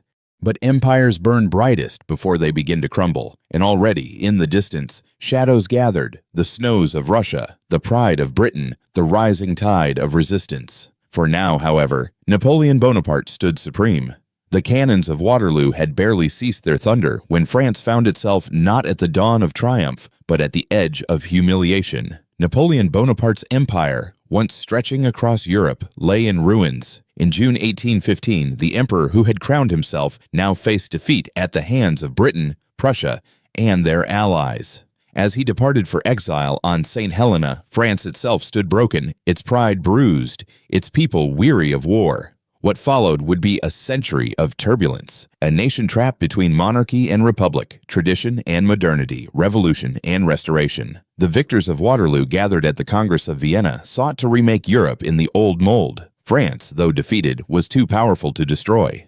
Instead, it was forced to accept the return of the Bourbon dynasty. Louis XVIII, brother of the executed Louis XVI, took the throne. He called himself a constitutional monarch, attempting to balance the revolution's legacy with royal authority. The tricolor flag was replaced by the white of Bourbon kings, but the memory of liberty, equality, and fraternity lingered in every Parisian cafe and workshop. The restoration was uneasy. Royalists longed for the old regime, while liberals demanded freedoms promised by 1789. When Charles X succeeded Louis XVIII in 1824, he tilted heavily toward absolutism. His policies, censorship, favoritism toward the church, and disdain for popular rights ignited unrest. By July 1830, the people of Paris had had enough. Barricades rose once more, echoing the revolution. For 3 days, the city belonged to the insurgents. Charles X fled and a new king was chosen, Louis Philippe, the Citizen King.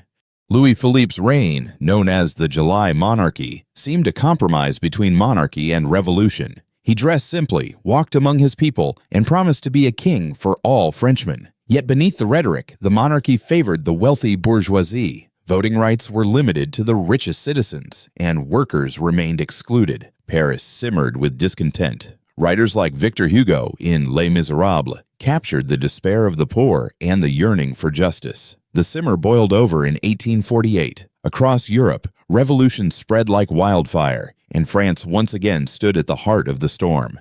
In February, protests erupted against unemployment, poverty, and political exclusion. The monarchy fell, and the Second Republic was proclaimed. For a moment, it seemed the ideals of 1789 had returned. Universal male suffrage was introduced, a bold step toward democracy. The people elected a new president, Louis Napoleon Bonaparte, nephew of the emperor.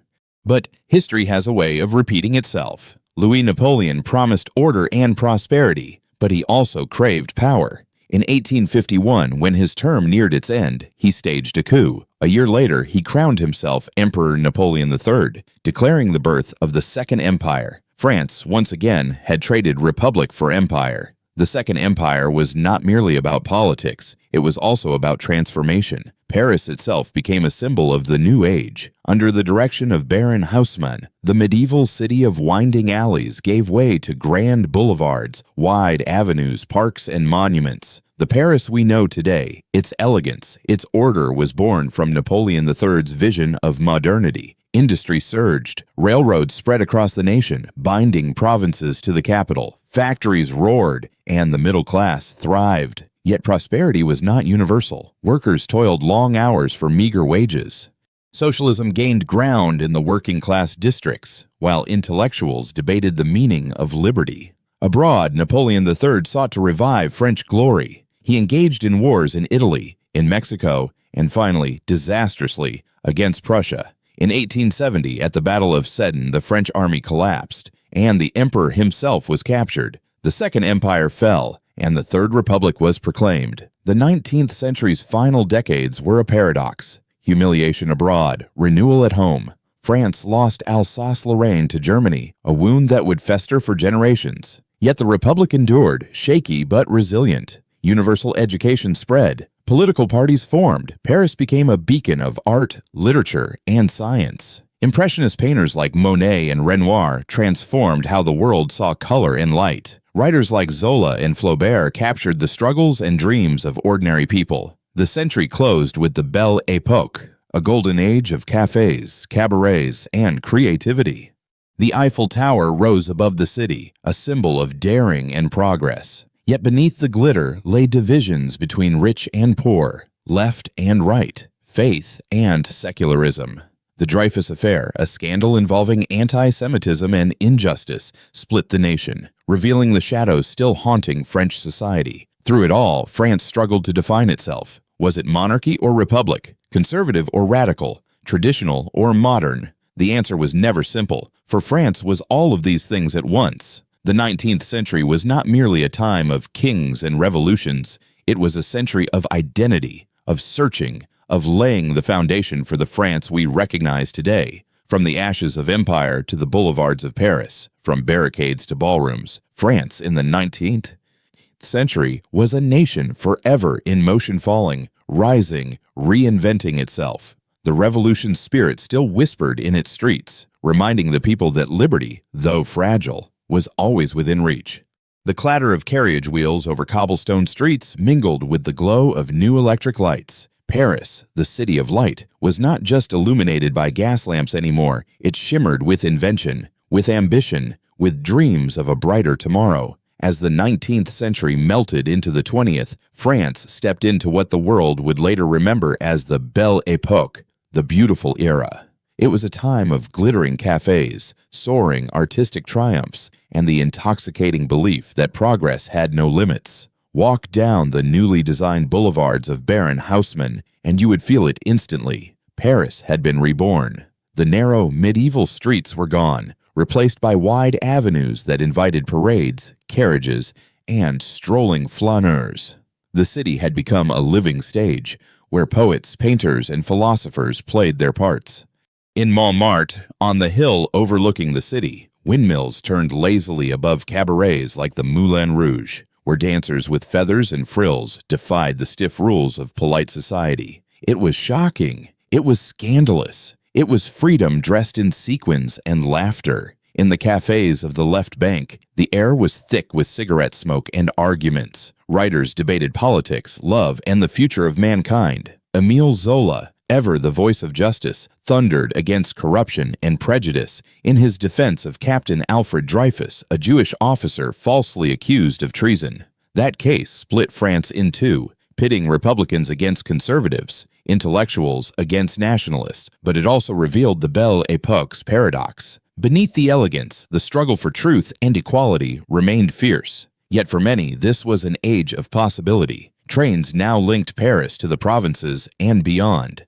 The Eiffel Tower, built for the 1889 World's Fair, rose like an iron giant above the Seine. At first ridiculed as an eyesore, but soon embraced as the symbol of modernity. Imagine the awe of visitors walking through the Exposition Universelle, where inventions dazzled the crowds. Phonographs, moving pictures, electric trams. It seemed as if humanity itself had unlocked nature's secrets. Science and medicine leapt forward. Louis Pasteur's discoveries in microbiology revolutionized health, saving lives that once would have been claimed by unseen killers. Marie and Pierre Curie, bent over their glowing experiments, uncovered the mysteries of radioactivity. To be French in this age was to stand at the edge of knowledge, peering into a new universe. And then there was art that broke boundaries, that turned the familiar into the extraordinary. The Impressionists, once mocked and rejected, now found recognition. Claude Monet painted light itself, capturing the fleeting shimmer of dawn over water lilies. Pierre-Auguste Renoir breathed warmth into everyday life with his joyous scenes of dancing and laughter. Edgar Degas froze the movements of ballerinas mid-pirouette, while Toulouse-Lautrec immortalized the Moulin Rouge in bold colors and daring lines. Music, too, was reborn. Claude Debussy's notes drifted like mist over the Seine, dissolving the rigid forms of the past into something fluid, dreamlike, almost magical. The opera houses and concert halls filled with audiences eager to be transported to other worlds, if only for a night. Everywhere, there was an air of optimism. Industry boomed. Automobiles rattled down the streets, a novelty soon to become a necessity. Airplanes, fragile and trembling, lifted from French fields, daring to challenge the skies. Women's voices grew louder, demanding education, political rights, a seat at the table of progress. Though their struggle was far from over, the seeds of feminism had been planted firmly in Belle Époque soil. But it was not only invention and culture, it was the mood, the spirit that defined the era. The Belle Époque was champagne fizzing in a crystal glass. It was lovers strolling along the Seine at sunset. It was the belief that humanity was moving forward. Always forward. Paris became not just a city, but the capital of the modern imagination. The world looked to France for art, for ideas, for a vision of the future. And yet, shadows lingered at the edge of the glow. The defeat of 1870 against Prussia still haunted the national memory. Alsace and Lorraine remained lost, a wound unhealed. Militarism brewed across Europe, alliances hardened, and in the cafes where artists painted and poets dreamed, politicians whispered of war. Few could imagine that the beautiful era would end not with a gentle fading, but with the thunder of cannons, the cries of soldiers, and the mud of the trenches. For now, though, the Belle Époque sparkled. It was a dream France gifted to the world, a time when beauty and progress seemed eternal. The laughter of cabaret dancers, the stroke of Monet's brush, the iron lacework of the Eiffel Tower all spoke of a nation alive, confident, radiant. It was perhaps the most enchanting illusion history had ever created. The bells of Paris still rang, the cafes still glowed with laughter, but by the summer of 1914, those sounds began to mingle with the rattling of mobilization orders, the heavy steps of soldiers marching away, and the anxious silence of families left behind. The Belle Époque, so full of hope and promise, collapsed in an instant under the weight of a conflict the world had never seen before. France, proud and radiant, was suddenly staring into the abyss of war. It began with an assassination far away in Sarajevo, but within weeks Europe was aflame. Alliances locked into place like gears in a machine. Germany, Austria-Hungary, and their allies against France, Britain, Russia, and soon many more. The French called it La Grande Guerre, the Great War. They believed it would be over by Christmas. Instead, it would last 4 long, devastating years. The early weeks were chaos. French soldiers dressed still in bright blue coats and red trousers as though they were marching to a parade, collided with German forces across the fields of Belgium and northern France. The Marne River became the first great test. There, in September 1914, Paris itself seemed threatened. The German armies swept forward with terrifying speed, and the capital braced for occupation. But in a moment of desperate courage, French and British forces struck back. Taxis of Paris ferried soldiers to the front in a surreal scene, the city's lifeblood rushing to the defense of its heart. At the Battle of the Marne, the German advance was halted and the hope of a quick war died. What replaced it was something far worse: the trenches. From the North Sea to Switzerland, lines of mud and barbed wire scarred the earth. Men lived like moles, buried in filth, surrounded by rats, soaked in water, choking on gas. The Western Front became a graveyard where youth and innocence were swallowed whole. Among all the horrors of the war, one name would forever echo in French memory: Verdun. In 1916, the German command launched an assault on this fortress city in northeastern France, hoping to bleed France white. What followed was not just a battle, but a furnace of death. For 10 endless months, shells rained down. The sky itself seemed to tremble with the roar of artillery. Hills were pulverized into dust, forests vanished, villages were reduced to ashes. French soldiers, the poilus, stood their ground. General Philippe Pétain became their symbol, repeating the words, "Ils ne passeront pas," they shall not pass. Verdun became a test not of strategy, but of endurance, of soul. By the end, over 300,000 men were dead, and nearly 500,000 more wounded. Verdun was not victory, not defeat. It was survival, bought with unimaginable suffering. Elsewhere, the Somme, Champagne, Ypres all became synonymous with slaughter. The invention of new weapons, machine guns, poison gas, tanks turned battlefields into mechanized hells. Yet through it all, France endured. Behind the front lines, women carried the nation. They worked in munitions factories, tilled the fields, nursed the wounded. The war that was supposed to be fought by men alone reshaped society, giving women a new voice, a new strength. By 1917, despair threatened to break the army. Mutinies spread, soldiers refusing to sacrifice themselves in yet another futile assault. But even then, France did not collapse. Slowly, with American entry into the war and fresh resources, the balance began to shift. In 1918, the Allied counteroffensive pushed the Germans back. On November 11th, at the 11th hour of the 11th day, the guns finally fell silent. The armistice was signed. The war was over. But what had been won? Yes, Alsace and Lorraine returned to France, territories lost since 1871. Yes, the tricolor once again flew proudly over Paris. Yet the cost was staggering. 1.4 million French soldiers were dead. Millions more were crippled in body or in spirit. Entire towns in the north had been obliterated. An entire generation had vanished, leaving villages where only women, children, and the elderly remained. France emerged from the Great War both victorious and wounded. The land of light and beauty had been turned into a land of scars. Verdun itself became a shrine, a symbol of sacrifice and endurance. Memorials rose, but so did questions. What had all this bloodshed achieved? Could peace truly last? In cafes and salons, people whispered about the future. They called it the war to end all wars, clinging to the hope that humanity had learned its lesson. Yet beneath the hope lay unease. for the peace imposed at Versailles was harsh, and the wounds it left would fester. The Belle Époque's optimism had been buried in the mud of the trenches. What France carried forward from the Great War was something more somber, more fragile, the knowledge of survival and the memory of a price so high it seemed beyond comprehension. The echoes of the Great War still haunted France when, scarcely 2 decades later, thunder rolled across Europe once more. The scars of Verdun had not healed, the cemeteries of the dead were still fresh, and yet in September 1939, France found itself declaring war again, this time against Nazi Germany. The French people entered with dread, whispering, "Jamais plus," never again.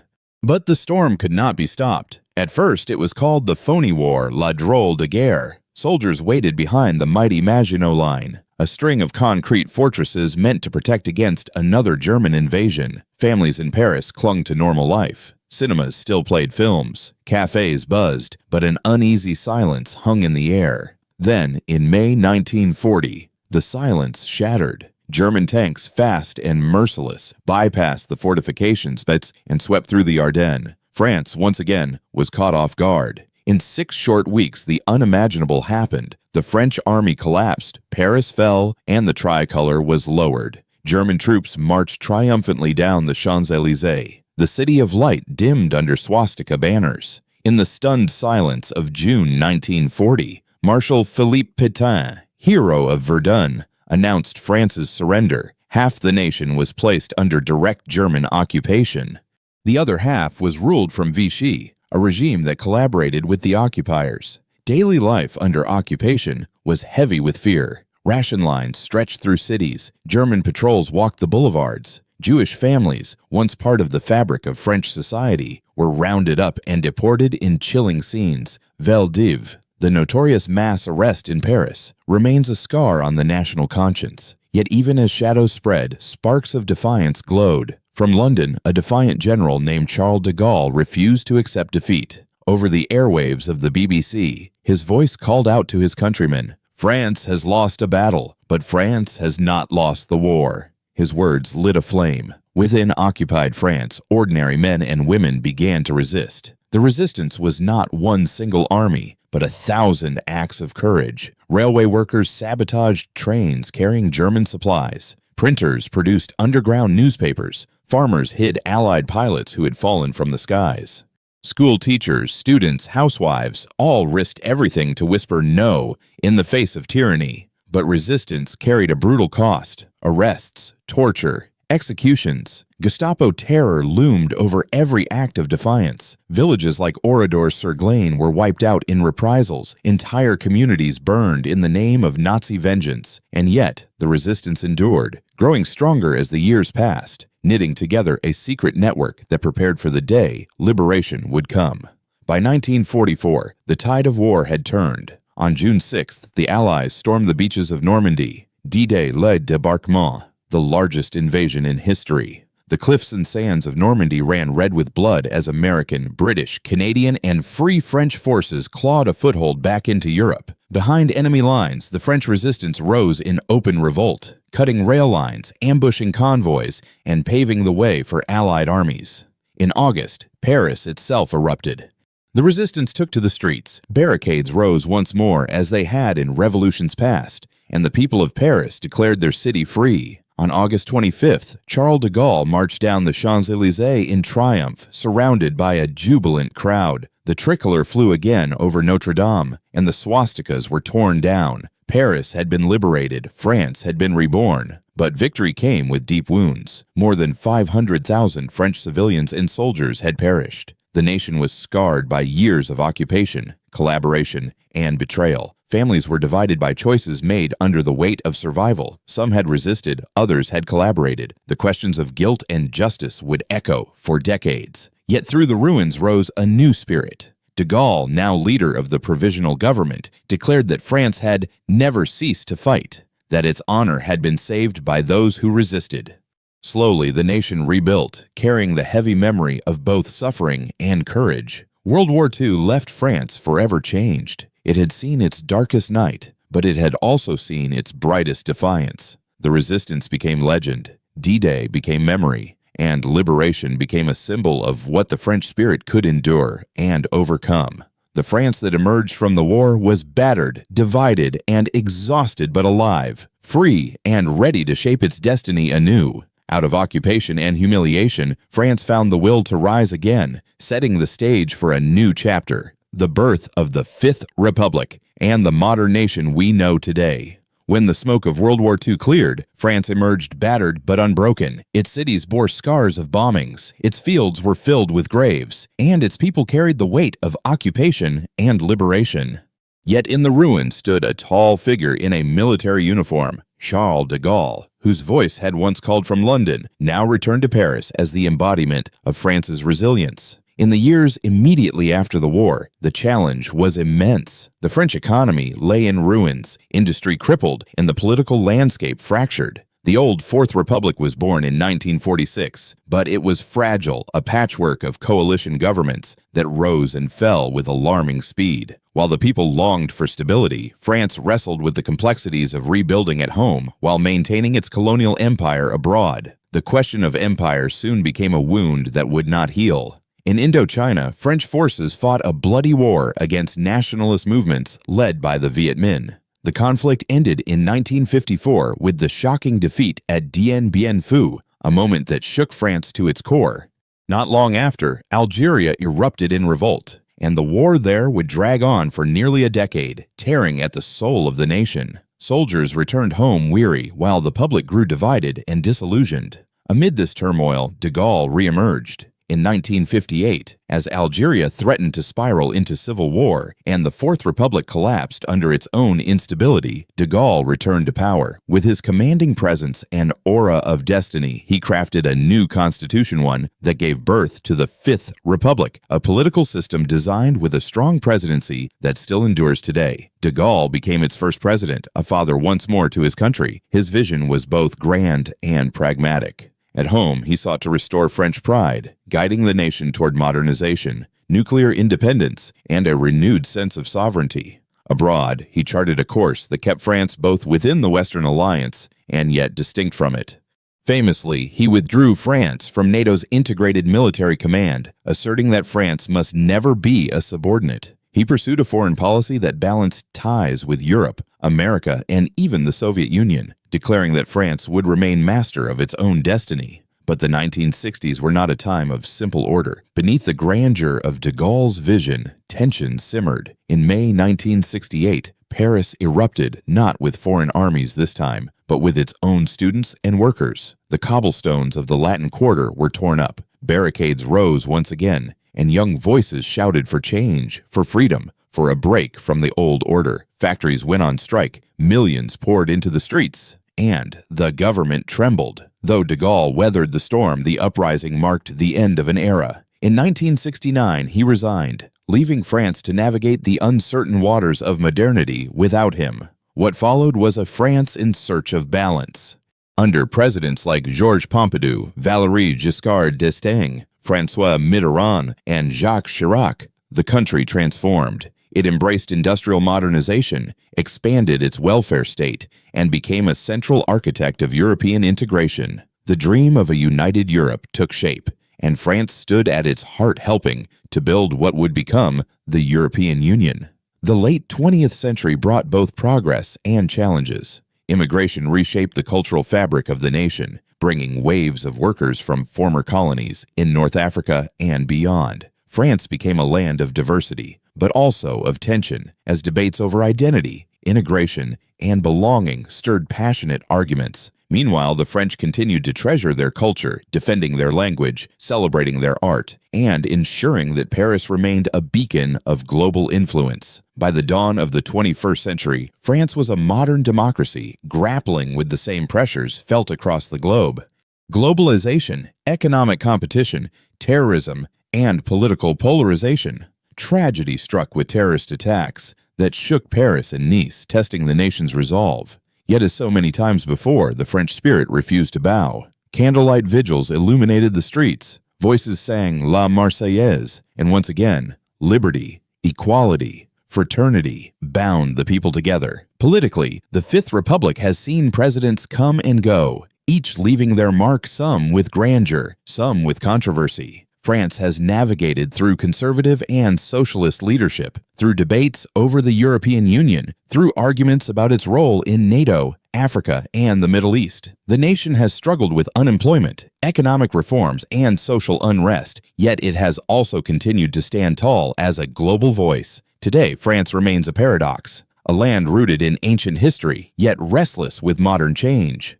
It is at once deeply proud of its past and constantly reinventing its future. Its streets still echo with the footsteps of revolutionaries, poets, and dreamers. Its culture radiates through cinema, fashion, cuisine, and philosophy. Its ideals, liberty, equality, fraternity, remain an inspiration, not just for its own citizens, but for the world. The journey of France, from the painted caves of Lascaux to the bustling boulevards of Paris, from Gaul to the Fifth Republic, is one of endurance, reinvention, and vision. It is a story of defeats that turned into rebirths, of divisions that gave rise to unity, of tragedy that sparked resilience. It is the story of a people who, time and again, have asked themselves what it means to be French and answered by shaping not only their own destiny, but the course of history itself.